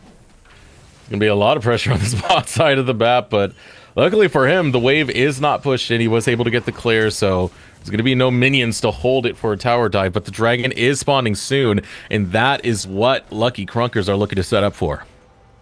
Infernal on the table. Does the same thing as it always has, a little bit more AD and AP, though I believe it's a little bit less than what we saw previously. So we'll see this one picked up fairly soon as both teams starting to dance around it. Both top laners have their teleport available to join at a moment's notice. But all the vision control around the actual river itself, currently in favor of Lucky Krunkers, is A5. Ooh, he catches Bow Eater. He's able to get the slow in. A lot of damage going through with those spikes. Looking to find another rupture. It forces out the flash, so definitely getting the better of that. But look at this. Ugandan royalty finds the death sentence and sentences Kizame to death. The fight breaking and continues over in this river as Josie tries to find the kill. He's met with Meech's mystic shot. Not Too Clean. Forced to run away. Hops over the wall. Finds safety, but his teammates definitely did not. This is a 2-for-0 exchange. The reward for Lucky Krunkers will be this Infernal. And now we're going to see what kind of map we're going to be playing on today. It's not Mountain, it's not Infernal. We'll see it on the map in just a moment as it is going to be the Ocean Dragon. Now, Ocean Dragon does 2 things. We'll talk about that as soon as A5 either lives or dies. Oh man, Bow Eater is looking to be the one to get away. The pressure is on in the top lane as well as the bot lane. The turret goes down. Realm Warp will be used. Not interrupted, and a nice little plan there coming out from Always Plan Ahead. Yeah, it works out pretty well. A5, or after using the silence, doesn't have it available for the second time around, and the Realm Warp is going to be getting 2 people out of that. I thought he was going to go down, but instead it's going to be the bot lane turret for full spectrum. It ends up dying. But a couple things have just changed on the map. Obviously, flowers everywhere. It's just simply gorgeous. But beyond that, we're going to get a little bit of rain on the map, which brings all of these extra bushes to life around everything. As you see, a beautiful blue around everything. Bushes are larger, and honey fruit going to start dotting the map everywhere you go. You're going to have lots more opportunities to sustain yourself up, and now skirmishing not going to mean as much unless you actually find the kill. Yeah, this is my first time actually seeing the Ocean one, so I'm actually quite amazed by it. Like, this looks pretty cool on the Rift. It's kind of like a Nico splash art skin. It really is. Like Ivern coming through as we see second Rift Herald goes down. So this is the third Rift Herald in 2 games. We'll see if Lucky Krunkers actually puts this one to use. Only a matter of time. We will see soon enough. They do have a lead going on both in kills and towers, as well as overall gold. And now here comes another gank looking to find A5. Death Sentence not used just yet, but they did get the knock-up. Flay will be popped. Death Sentence grabs A5, and there's nowhere for him to go but to the grave. I have to imagine we're going to be getting the Rift Herald here fairly soon. Going to be picking this up and then throwing it down to pick up the second turret. As no, he's going to be channeling a back immediately. All right, Ken, don't do this to me. You got to use it at some point. Going to be very helpful as they start to take down yet another turret. Maybe he's just going to bring it to the mid lane now that they've gotten both of the outer turrets down in the bottom lane and the top lane. Ken, you can do it. Don't let this one go to waste. I mean, they are in a good spot to set up this potential siege, and that's what's going to happen. Here it comes. Are you happy, Josh? It's finally on the Rift. I'm so happy. It's here. It's going to take down this turret. We're getting a lot of damage going down. There they go. A big bush is going to allow them to catch him. Ooh, not too clean. Is caught in a very rough spot. Tries to hop over the wall, and that's not going to be the case. Void Rush comes in, and Ken V1 claims the kill as the siege continues. Another charge is ready to hit the inner tower, and so is the Death Sentence as it lands onto Josie, and Meech absolutely annihilates them. Still, the fight continues as the Realm Warp towards the bot lane knocks A5 into the air, and always plan ahead. Lucky Krunkers, they look so damn good right now. This is a team. This is map movement that we haven't seen in so long coming up from anybody. So impressed right now as they move directly from the mid lane, picking up 2 kills, a turret, and they find another one of both in the bottom lane, and now they can go ahead and reset with a 6,000 gold lead. Great usage coming out of the Rift Herald, and now they're going to be able to go back, spend all of this gold, and start to get ready, establish vision control for the Baron that's spawning in 20 seconds, as well as the next Ocean Dragon as well. I'm so impressed with what they were able to pull off. We'll see it once again. Like, it's all Ugandan royalty, right? He goes in, he gets his hook, and then Josie kind of freaks out. He kind of walks back. He's like, are we fighting? No. Oh, I'm dead. Okay. And then the rest of them, they see there's a little bit of a skirmish going on. Bowdy makes the call. It's like, hey, come bot lane. We can kill this guy. And then they just dogpile this Cho'Gath, and there's nothing they can do about it. Such a good call, too, and such confidence for the entire team to follow through with it. All 5 members there getting the kill and cleaning up that tower, putting this to 4-0 in towers, full spectrum. Last time they put up a fight in the early game, but they fell off in the late, and we're kind of seeing shades of game 1 here, Josh. We really are, except the game broke a little bit earlier. We'll see what Lucky Krunkers want to do with the current power that they've built up on the board. They can move just about anywhere. Bout Eater still has his teleport available. And with Not Too Clean on the other side of the map, I'm actually not sure that Sakali is going to have much of an impact on the game. I touched on it as being a little bit of a worrying point for me, because it's not particularly powerful. It doesn't have the same kind of early game pressure, and doesn't perform as well as a lot of assassins, but now Ken just going over the wall. Oh, speaking of assassins, Joey steps. There's no getting away from this. Meech able to steal it away despite the Void Rush going through. That's your ADC down. A long-range ADC that you need for that wave clear, which means it's time to abandon that tower, because Lucky Krunkers, they're setting up sieges everywhere they see fit. They don't have a lot of wave clear left on the team, at least not safe wave clears. They're starting to hit this turret. Bow Eater also harassing A5 on the bottom side of the map, but half of the inhibitor turret already gone, and still 15 seconds left on Joey steps. We're backing away. There's an Ocean. There's a Baron. Choosing to back off straight for that Baron now, but Meech is not following through. You still have the diversion of Bow Eater in this bot lane. Recall is coming through. Bow Eater not going to continue to pursue that minion wave. Instead, they're going to set they're doing up both for this Baron. Meech, Ugandan Royalty, always plan ahead. Those are your damage dealers right there, right now, and they're attacking this Baron. They're forcing out the teleport. Ken V1, however, getting caught out by Not Too Clean, who's able to get his first kill of the game. Now here comes the dead sentence. Josie looking ready to get the damage before he goes down, but still falls to always plan ahead. Kizame gets the knock-up. Always plan ahead, going airborne. A5. Try to be tanky, but that health pool is starting to run low. Able to get the silence in, but the death sentence still going out. Not Too Clean is now here. He will claim one. Meech able to get one of his own. Not Too Clean cannot get close enough as Joey Steps falls. Now Bow Eater hunting down Kazame, but he does not have the damage to kill him in time for Not Too Clean to show up. A mantra Q as he looks to find his way out. This fight is everywhere, Josh. It's still going on. They're getting pincered, but now Meech is the one who's caught out. Diving forward, Meech just barely survives, and Lucky Krunkers, they're on a streak right now, 17-5. We said that there wasn't going to be a whole lot of power from these skirmishes unless you get the kill. But over and over, Lucky Krunkers able to turn that on its head. They don't let their opponents find the honey fruit. They don't let things slow down. And Ken, even though he dies picking up this Ocean Dragon, he still picks it up, and he gets not only the ultimate, but also the flash out of Not Too Clean, pulls him to the other side of the map, and look at how much damage, and look at how squishy Josie is at the moment. You can just kite out this Cho'Gath for forever. Now, Riot's just zoning Josie. He's got no flash, got no ult. Yeah, the best way to zone him is to kill him. That's for sure right there. Always plan ahead, just absolutely dominate him right there, and that's Olaf right there. You can see he has the warrior enchantment. There's no real tanky stats. He only has a boost of HP from a Kindle Gem and a Phage, and that's it. So he can't stand in the face of the damage dealers of Lucky Krunkers. You really can't. With another Baron coming through, we saw how effective Lucky Krunkers were with this earlier. They have 3 dragons. There's an ocean missing from your screen, but will pop up fairly soon. Thank you, Joe. Another one spawning in about 3 minutes. But now the rest of the Lucky Krunkers team going to just be barreling down the mid lane, challenging the relatively low amount of wave clear that Full Spectrum has, and it's going to be a difficult, very, very difficult time for Full Spectrum to do anything about all of the poke that is available, and now they can just fish for hooks. They don't need primary engage. They just wait to catch somebody whenever they get too close.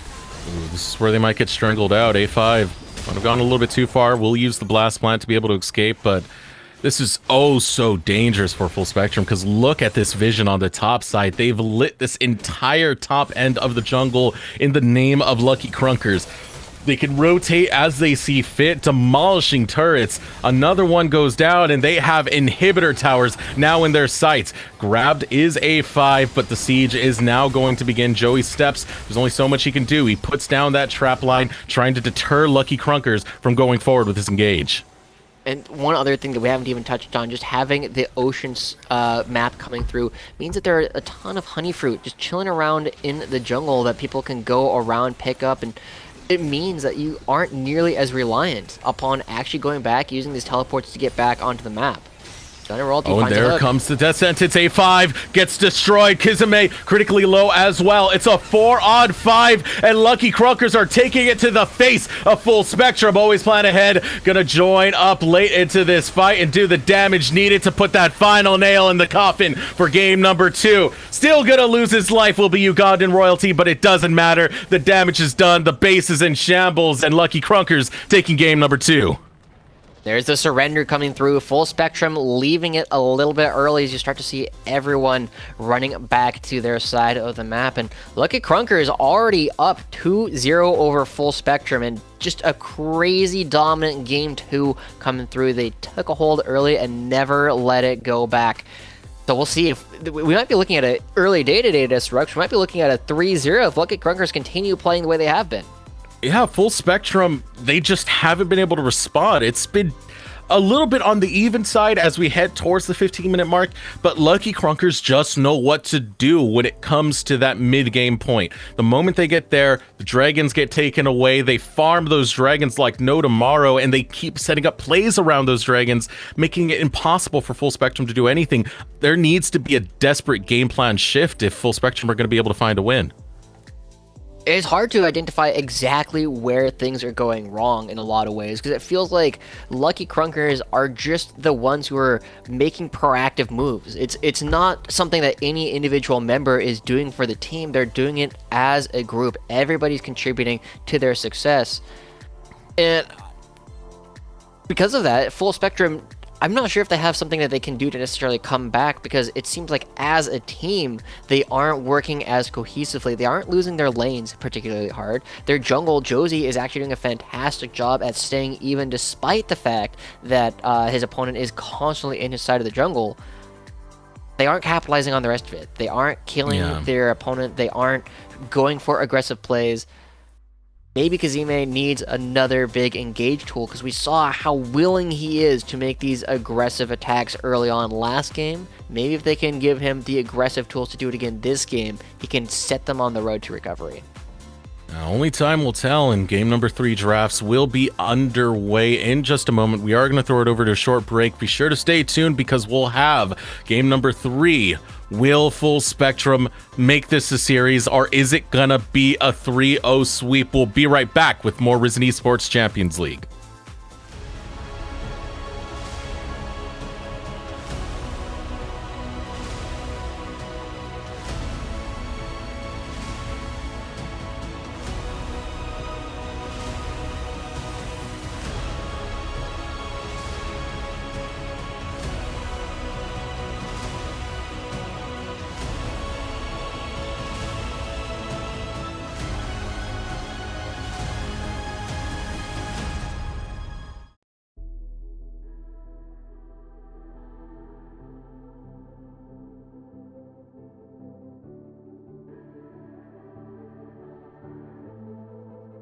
Legends never die when the world is calling you.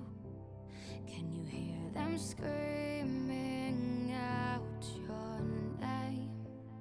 Legends never die, they become a part of you. Every time you play for reaching greatness, relentless, you survive.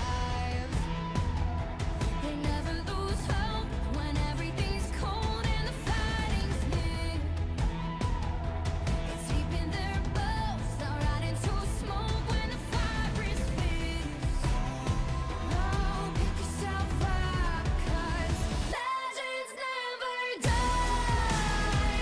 When the world's calling you, can you hear them screaming out your name? Legends never die, they become a part of you. Every time you bleed for reaching greatness, legends never die. They're written down in eternity, but you'll never see the price it costs. The scars collected all their lives. When everything's lost, they pick up their hearts and avenge defeat. Before it all starts, they suffer through harm just to touch a dream. Oh, pick yourself up, 'cause legends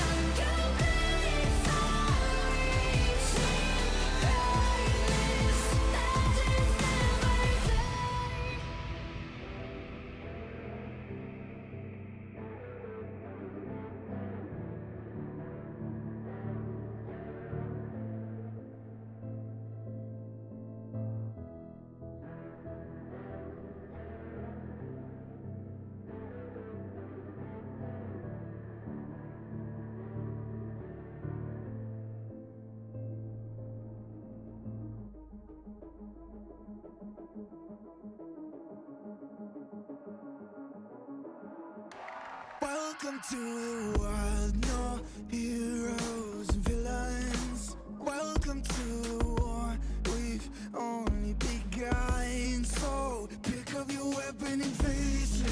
There's blood on the ground, go and take it. You get one shot to make it out alive. So higher and higher you chase it. It's deep in your bones, go and take it. This is your moment, now is your time. So prove yourself and rise, rise.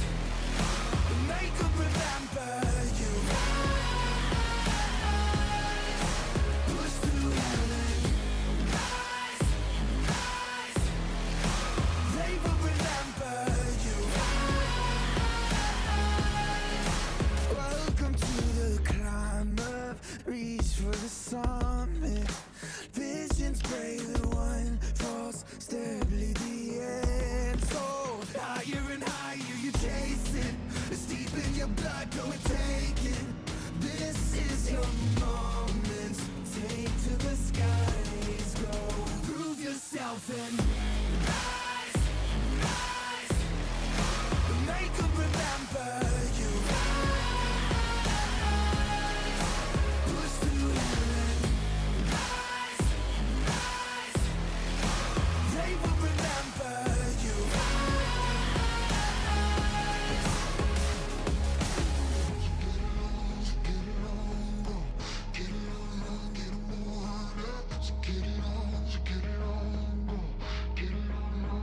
It is you fight among the dead beneath the dirt. Or do you know yet? Or do you want it? And when the giants call to ask you what you're worth, or do you know yet? We don't die. Prove yourself and rise, rise. Make them remember you. Rise, push through heaven. Rise, rise. They will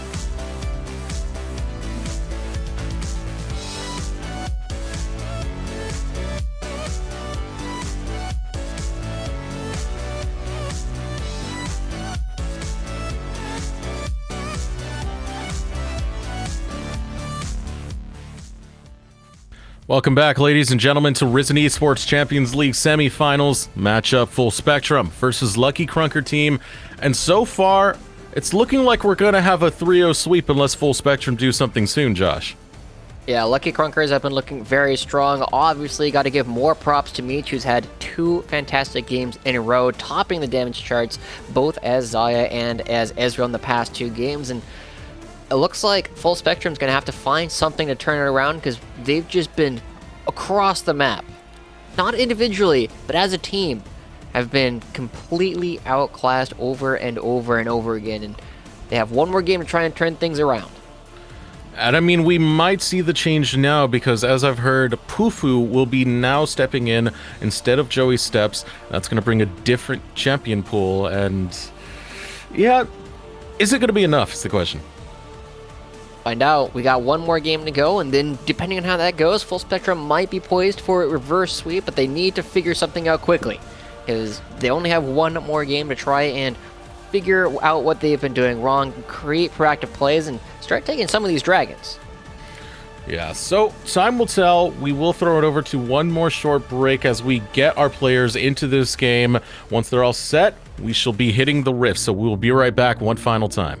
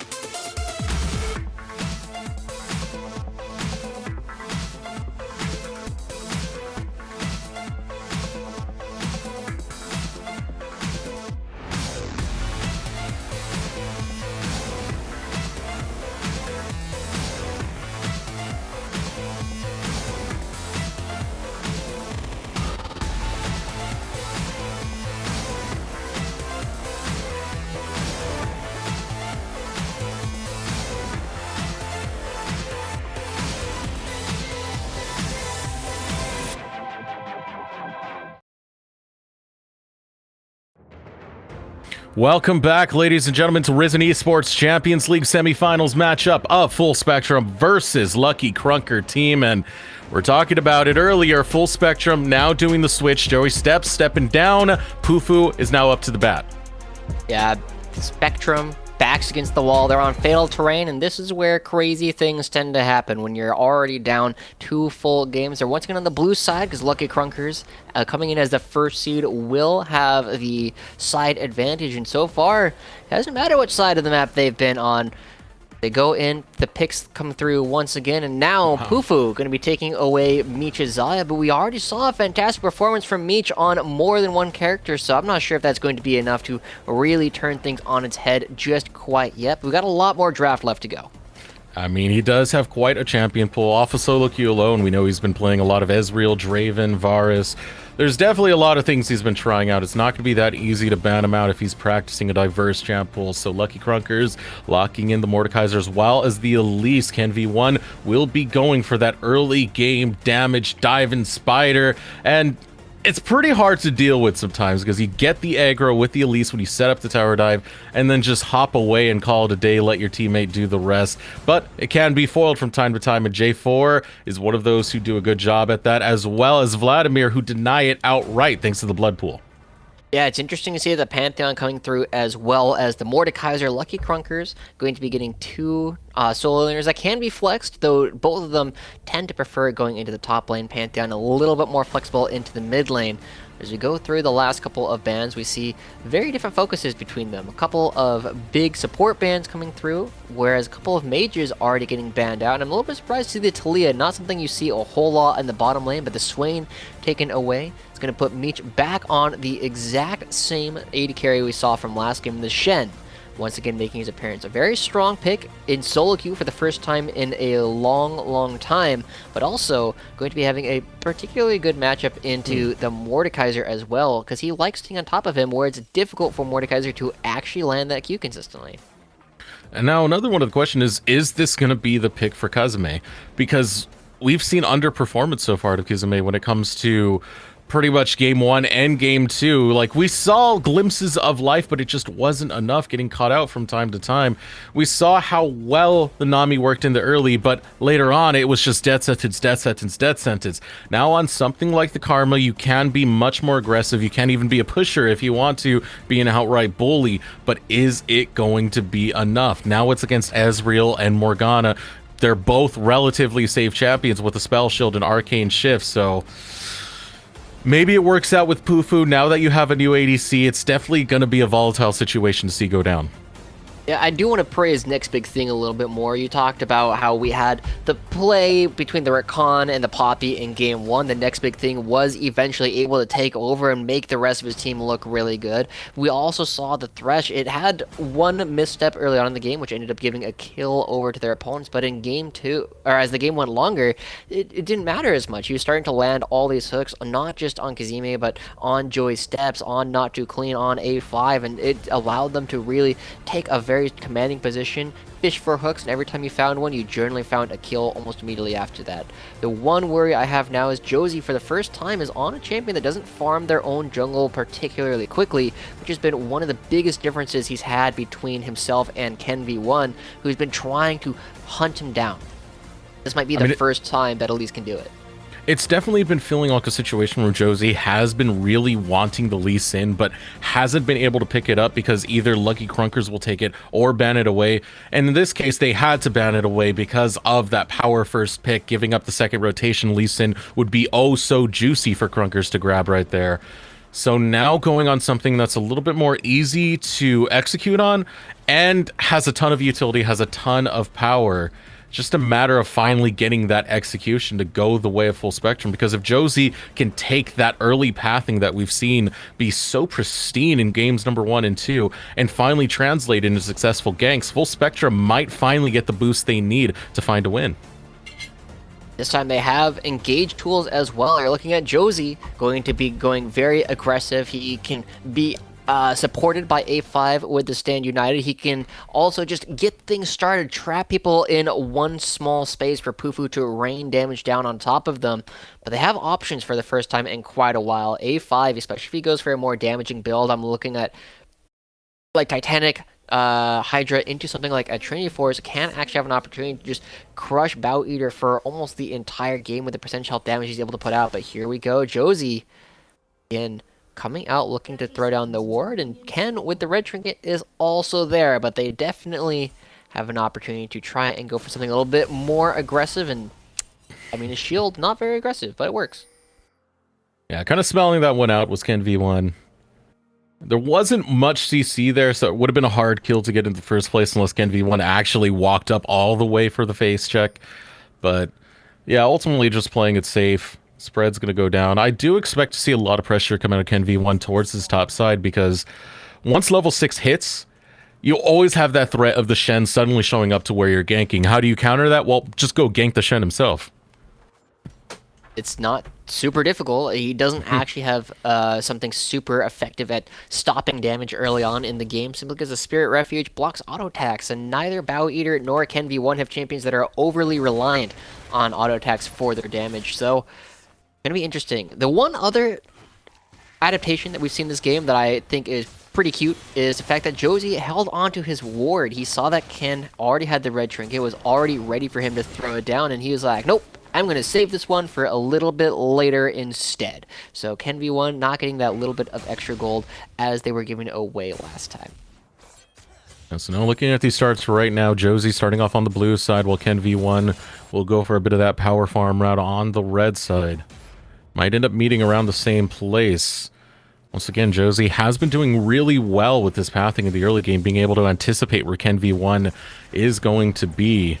That's going to be crucial when you are on this J4 pick. You can get a lot of damage, but if you miss the flag and drag, you are at the mercy of an Elise. And seeing some aggression in the mid lane. Meanwhile, the trade's starting to come in from this Pantheon and starting to pay for it as well. Going to be interesting. Lots of sustain coming out from both of them, but playing this low health lane with both the Jarvan and Elise on the board going to be very dangerous for both of them. As you see, always playing Ahia, potentially looking to go aggressive, and Josie goes in right as he uses all of the stacks. Flash. That's all you could ask for right there. As long as you burn the flash, especially on a level 3 gank this early, it's pristine, it's perfect, it's exactly what you want. And now with that flash being down, it's both an aggressive tool down as well as a repeat gank ability situation. And Ken V1 might be looking to get some exploitation of his own. The smite comes out in time, and Ken V1's just going to back off.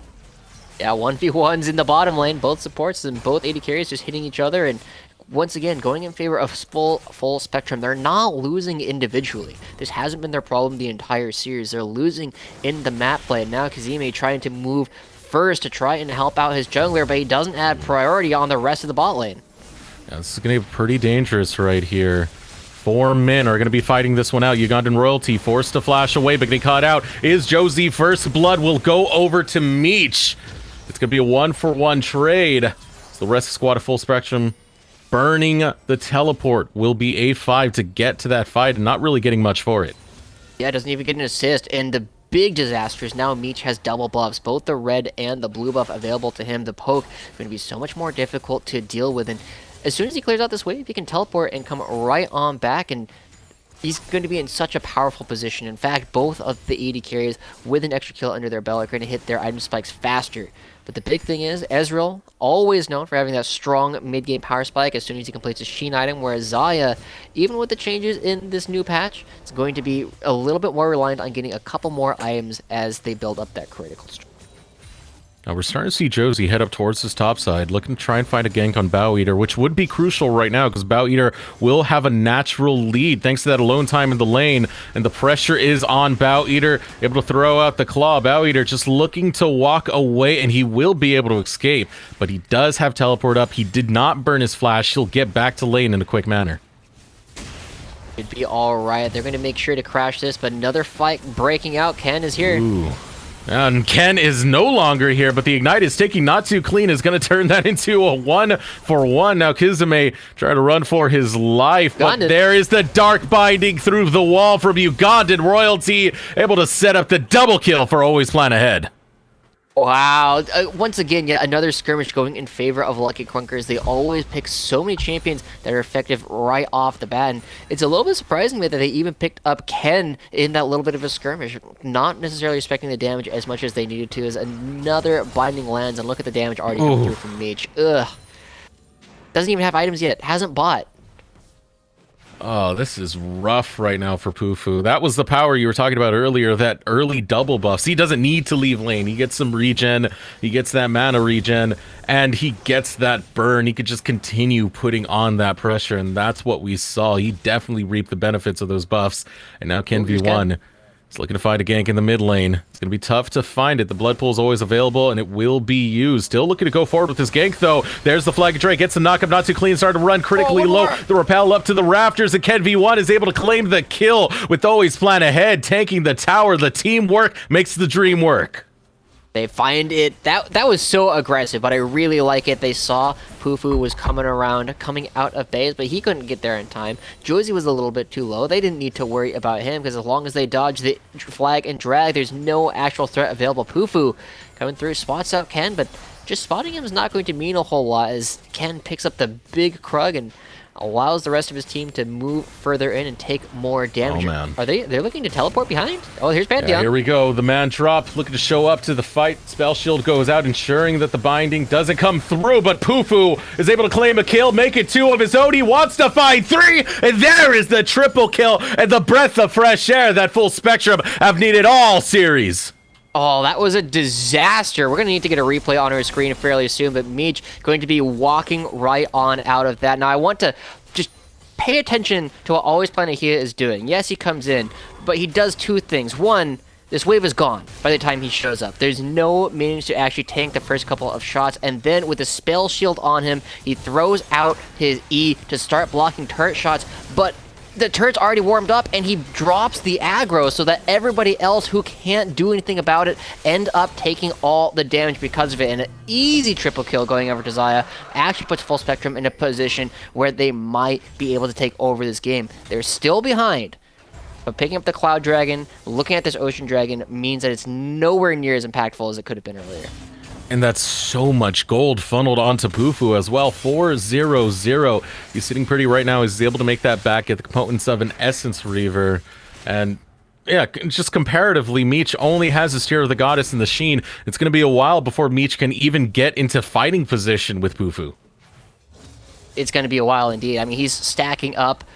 Pufu doesn't have the completed Storm Razor nor the Essence Reaver completed yet, so it's going to be a little while before he's super strong. And look at what's been happening up in the top lane. Bow Eater has been in total control of everything as he moves everybody back into the turret. He's drawing so much pressure that hasn't been addressed just quite yet. And A5 unable to use his Stand United without losing huge chunks of his turret, which is part of why we haven't seen him on the rest of the map yet. And now still pressure coming forward from Lucky Krunker's bot lane. It's kind of what Morgana does there. Just being able to walk around with the skill shot up is threatening enough, and it's going to force out the Feather Storm from Pufu. So that is a layer of protection peeled away from Lucky Krunker's aggression. I'm curious if Lucky Krunkers are going to have the confidence to just say, hey, we screwed up the execution the first time around. Maybe we can go on back and try one more time as to go aggressive. Is Always Planning here, again, just getting damage down. Knows exactly when he has the power spike, because you don't wait till you have the full stacks. You go a little bit before so you can build it up. But here's the damage, no ult. Yeah. And that is a shutdown going over to Meech as well. And we were just praising how far ahead Pufu was. Meech says, I'm the equalizer. He still takes the fight over to him. And at the same time, they're winning the other side of the map. So again, Lucky Krunkers being the ones to make these aggressive plays. They're going to grab the Rift Herald for themselves as well. And as long as they use it, again, a massive benefit to them. They might actually be going around to potentially look at diving. A dive would be pretty ambitious here, but just getting a couple of plates, still helpful. Does get spotted out on a ward as he moves around and sits there on the blast cone. Plate's not worth as much as they used to be. Yeah, there he goes. Yeah, kind of scary to go after a Shen.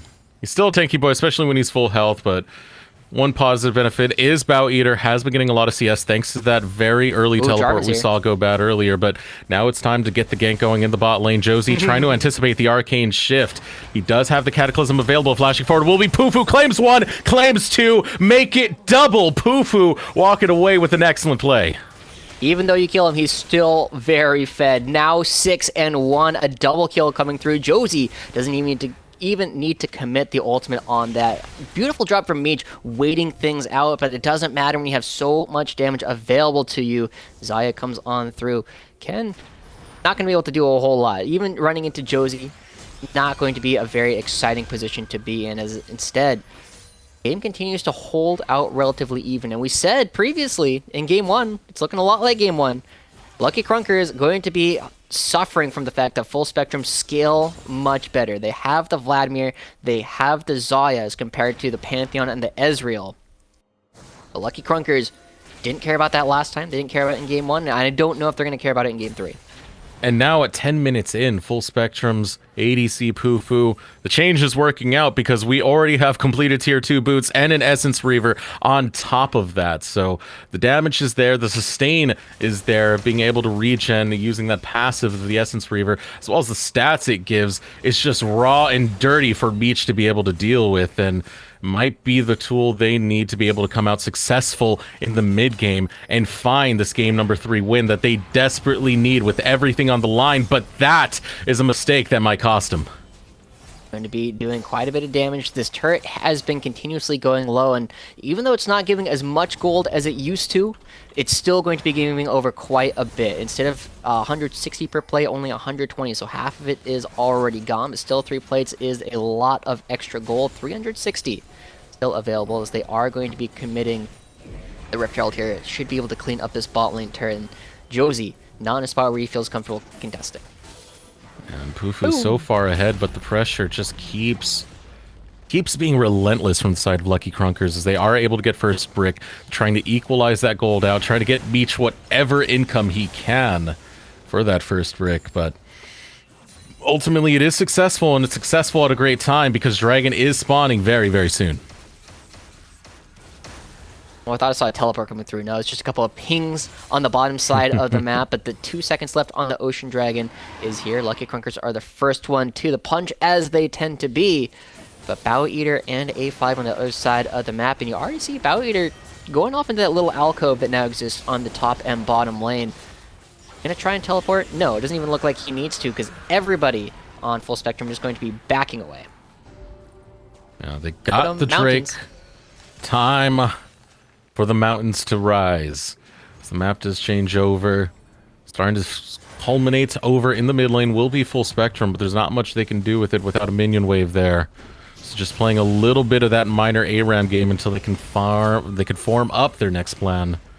Meanwhile, the recall's already coming through from Lucky Krunkers. See that Trinity Force now completed for Always Plan Ahead. It's definitely going to make him a hell of a threat to deal with in a solo lane. Going down to the bottom lane, you see Not Too Clean once again going for a Spellbinder. Here's the ultimate coming through. Able to come in.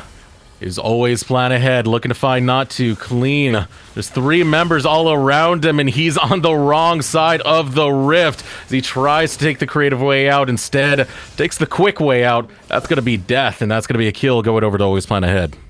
Not a whole lot more that Lucky Krunkers can actually get with this. They start going forward, but there's no turret to actually do damage to. They already picked up the dragon, so ultimately Full Spectrum not going to be losing a whole lot off of that. It's just an isolated kill, but still, it's yet another opportunity where Lucky Krunkers identify that they have an opportunity to pick up something, and they're willing to make the play necessary to do so. They just need to buy a little bit of time for Meech to get a Trinity Force of his own.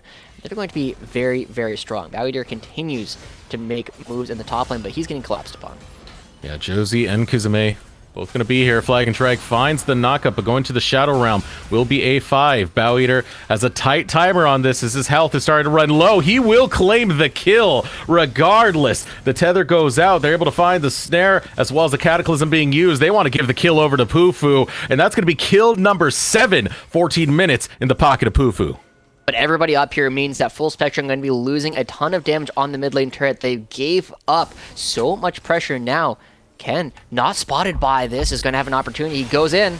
MV1 trying to find Kuzume. Kuzume falling to about 200 health, gets a good heal in thanks to that Mantra Tether. Over the wall comes the Dark Binding, but there's no damage to follow up. Kuzume escapes with his life.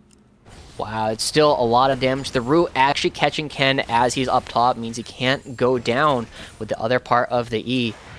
They actually don't lose as much off this turret as I was initially expecting. But now Josie coming through, they know that there's flashes available for everyone. I don't know if he's going to have a lot of success as he goes in. Instead, chooses to back away just a little bit. This game, again, small advantages going over to Lucky Krunkers. With so many people being committed to the top side of the map, Bow Eater still very happy with his own situation. And this is where it does start to get a little bit scary, because we're entering the mid game, and this is where the skirmishes are going to start forming up. Full Spectrum have their entire gold onto Pufu. If he's able to get the damage in, that's absolutely fantastic. They just win the team fight outright.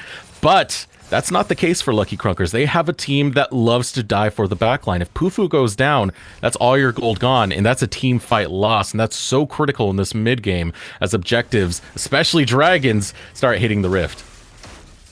Bow Eater, again, he's got the Riley's Crystal Scepter, so if A5 is ever in the wrong spot, oh, Ugandan. Ooh! Dead anyway. Pufu.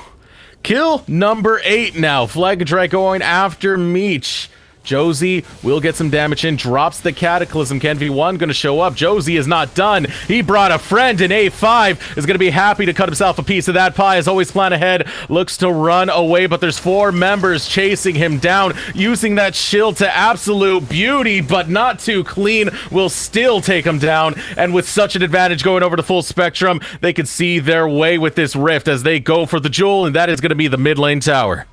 Yeah, the chase potential that is now on Full Spectrum means that whenever they have a winning team fight, they can actually commit to it. Josie catching out multiple members in that fight after Pufu just picks up a free kill as Royalty walks into him, and Bow Eater could do nothing about it, and it looks like he's setting up a freeze. Interestingly enough, but we go back to the point where Meech ends up getting caught. Beautiful usage of the ultimate to dodge away from most of the stun with the Cataclysm, and flashing over, make sure that Shen is available to get enough damage onto Meech. And even here, always playing here, able to find enough damage to kill out the support.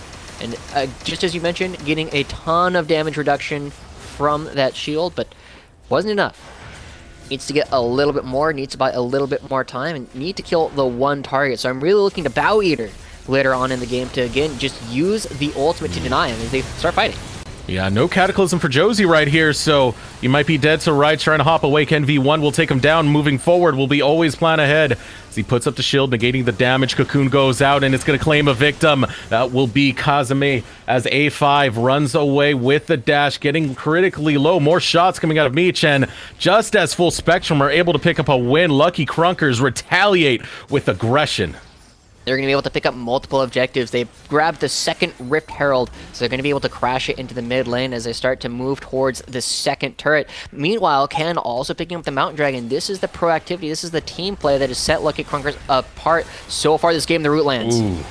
Yeah, able to find the Dark Binding, not too clean. Should be able to escape.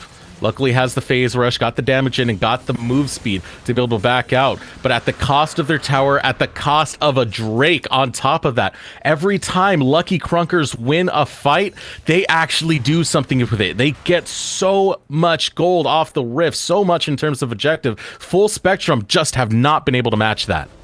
The other thing that we haven't even touched on so far is they haven't been winning individually. We've talked on this several times at this point. But what they are winning in is minion kills. Look at this. Even with 8 1-1 Xayah, because they haven't had the same kind of map control, there's a 50 CS differential on planet here. Yeah, going for not too clean. Bloodpool is there, but so is the spear, and so is Josie to deter. Always plan ahead from going forward with that dive, but you can see the pressure that Always Plan Ahead just puts. Just being Pantheon with the Trinity Force and being able to walk up in your face like that. Tough. I mean, not too clean. Does still have the Spellbinder. Is building components to what are probably Rabadons and Azonians, but doesn't have either of them completed just quite yet.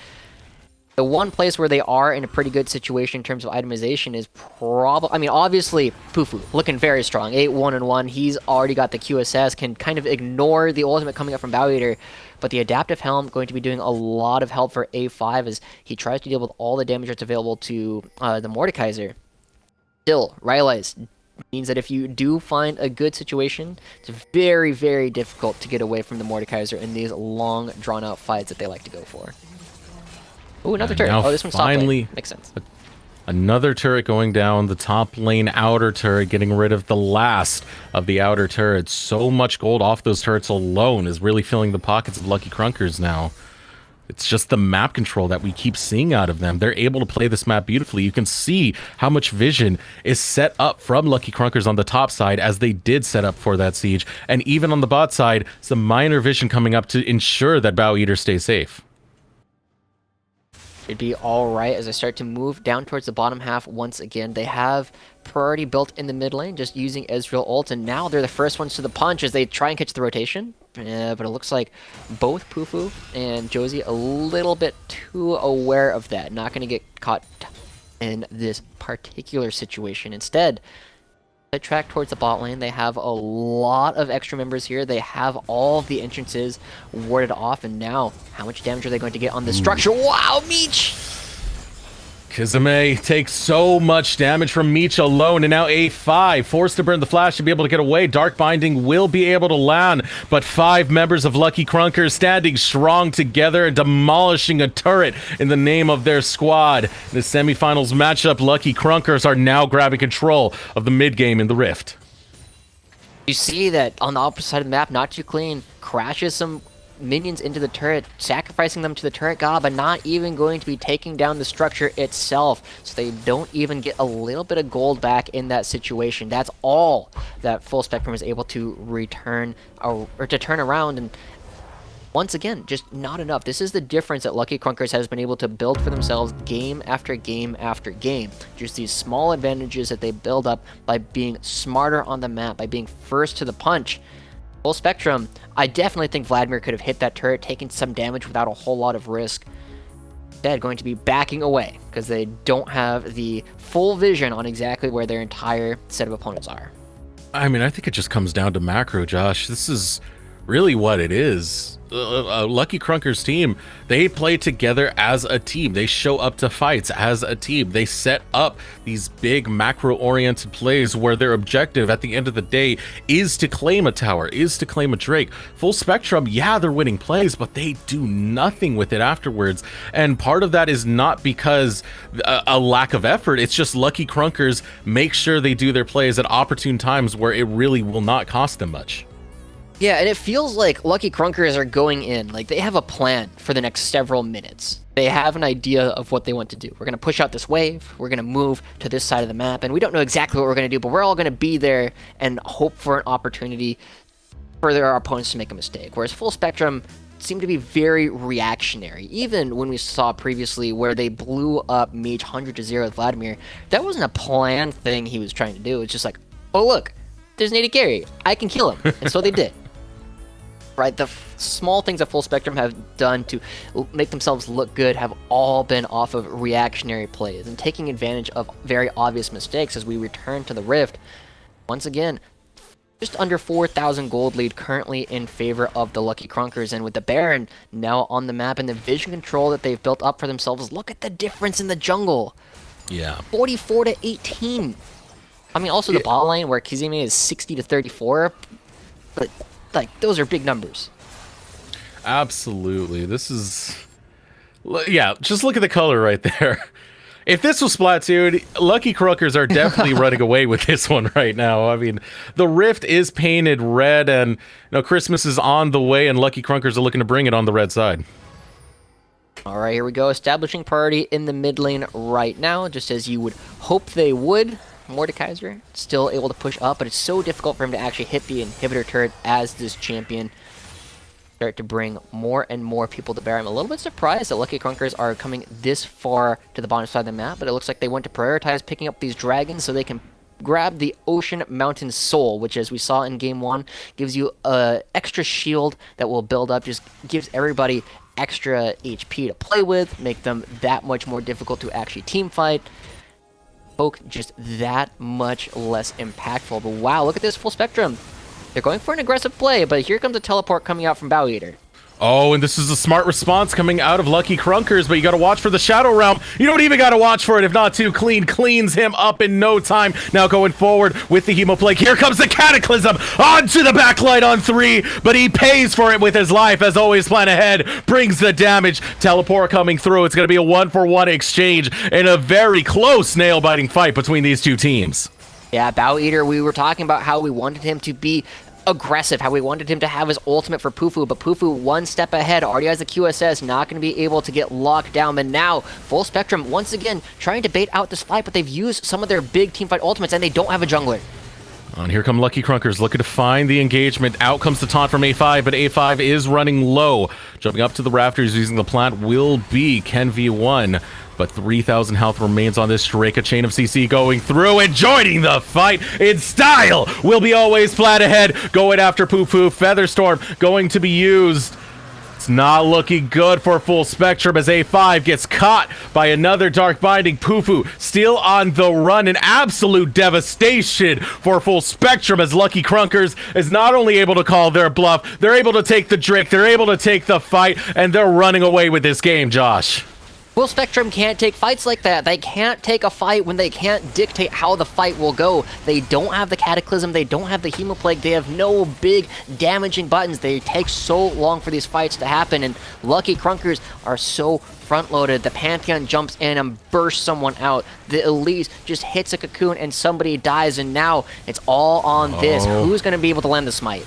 And Not Too Clean does get the back line with the Hemo Plague, but he's now running low on skills to use. He will claim Bow Eater, but cost his own life. Oh, And with Poo-Foo down, all your damage is down. And Lucky Krunkers, they feel safe doing the Rift as they please, and that could include a Baron in a very near future.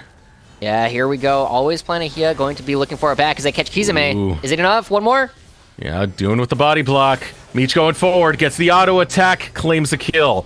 A5, it wasn't enough for him to tank for his teammate. He still can't block auto attacks, and now setting up for this inhibitor will be Lucky Krunker's team, and they're just going to absolutely demolish the tower. Minion wave expiring, and they're happy with the tower alone.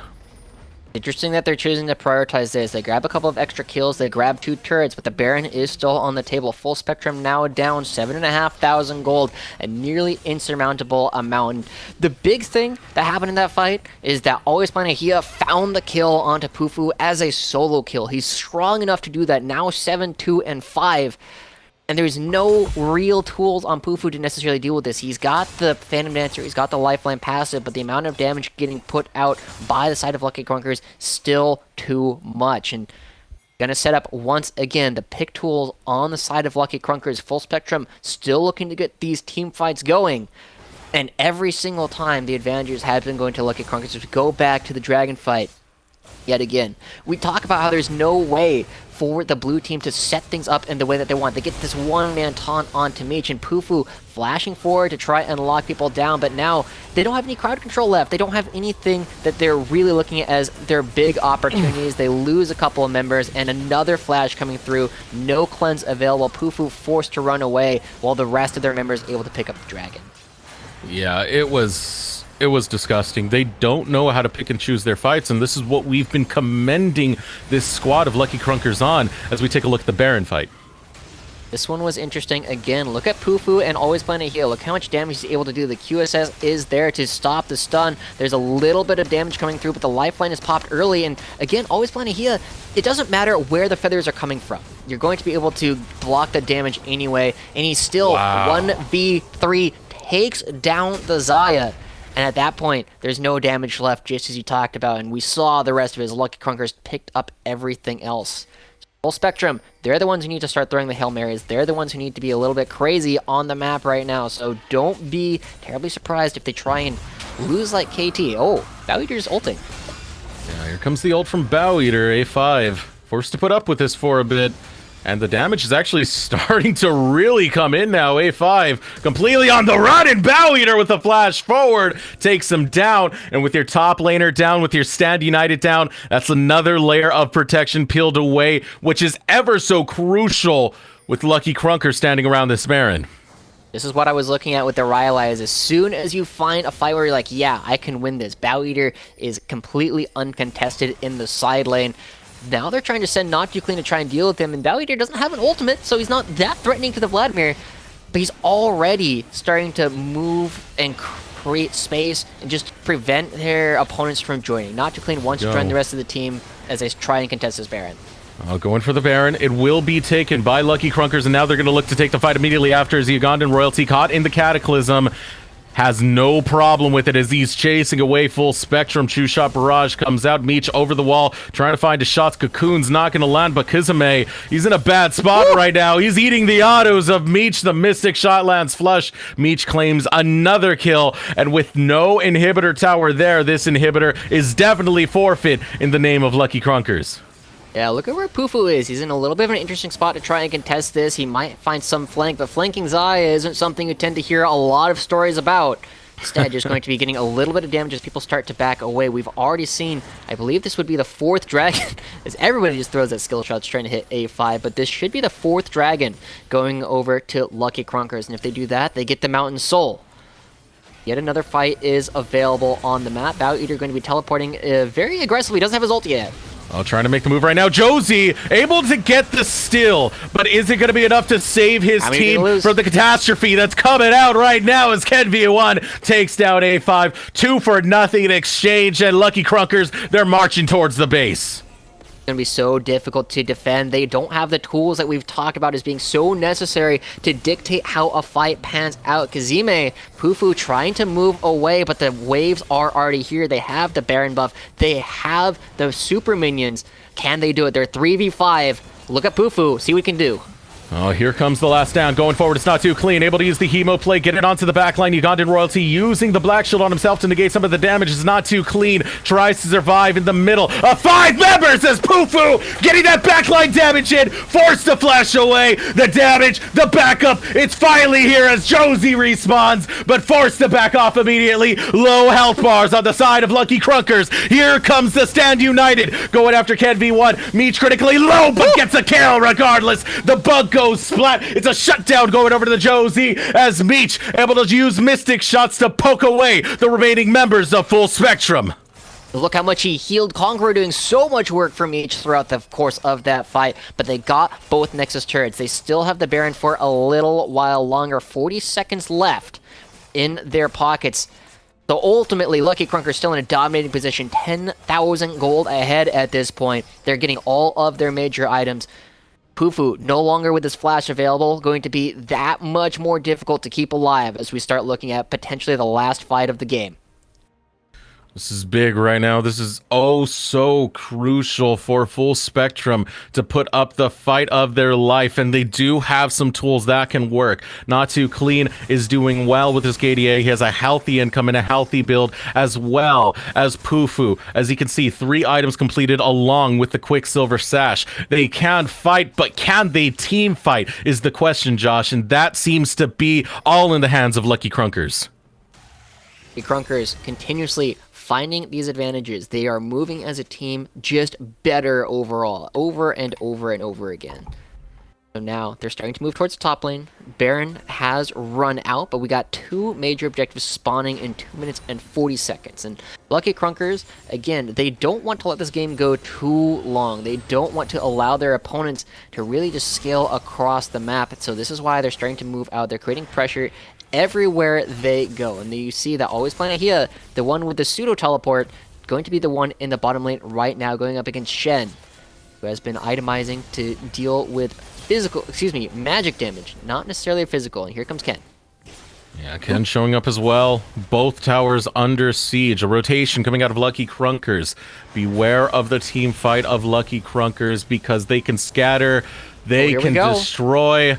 Going forward will be Full Spectrum, but they can find nothing when it comes to an engage, and only one more hit from a minion sends that tower to the grave. With the inhibitor exposed, the pressure is even more so for Full Spectrum as they try to hold on, but they can't even get close enough to their own base objectives to be able to defend them. Look how low the bottom inhibitor is. Look at how they're spreading Full Spectrum thin and finally pulling the trigger, going for the bot lane. The jump into the air. Ken V trying to survive, goes golden. Look at Ugandan Royalty going forward. He finds the binding. Quicksilver Sash is going to be used, but so is the man drop. The flank coming in from Always Flat Ahead. He's going straight for the Nexus. The defense has to come out from Full Spectrum as Not Too Clean falls. Ugandan Royalty picks up the kill, and Lucky Krunkers pick up the semifinal series. They take it 3-0.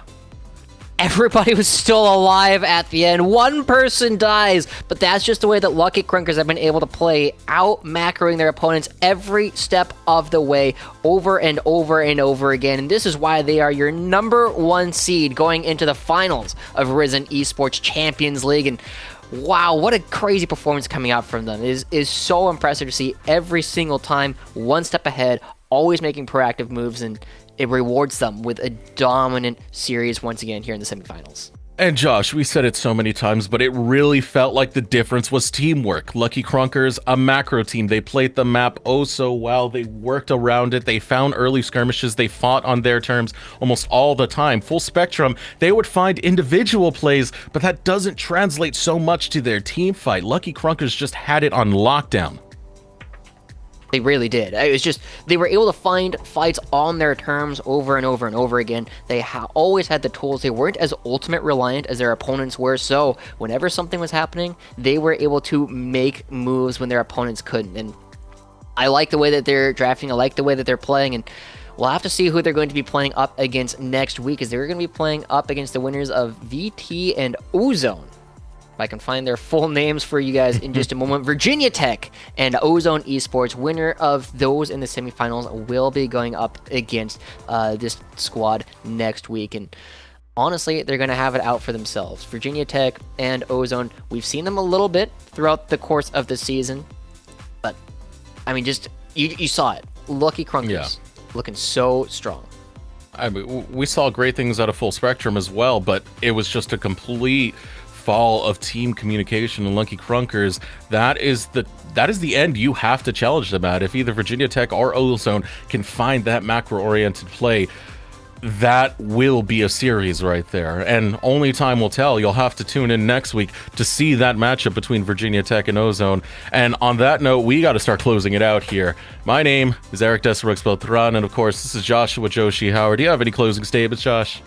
No, I just wanted to say thank you to Risen for this wonderful season. As always, hope our players have been enjoying. Hope our spectators have been enjoying as well. It's going to be my last cast for quite a while. So if you want to hear more of me, hit me up on Twitter. You can probably see it somewhere on your screen, at Joshi_TV. Hit this guy up. I believe it's just at Desirux, is it not?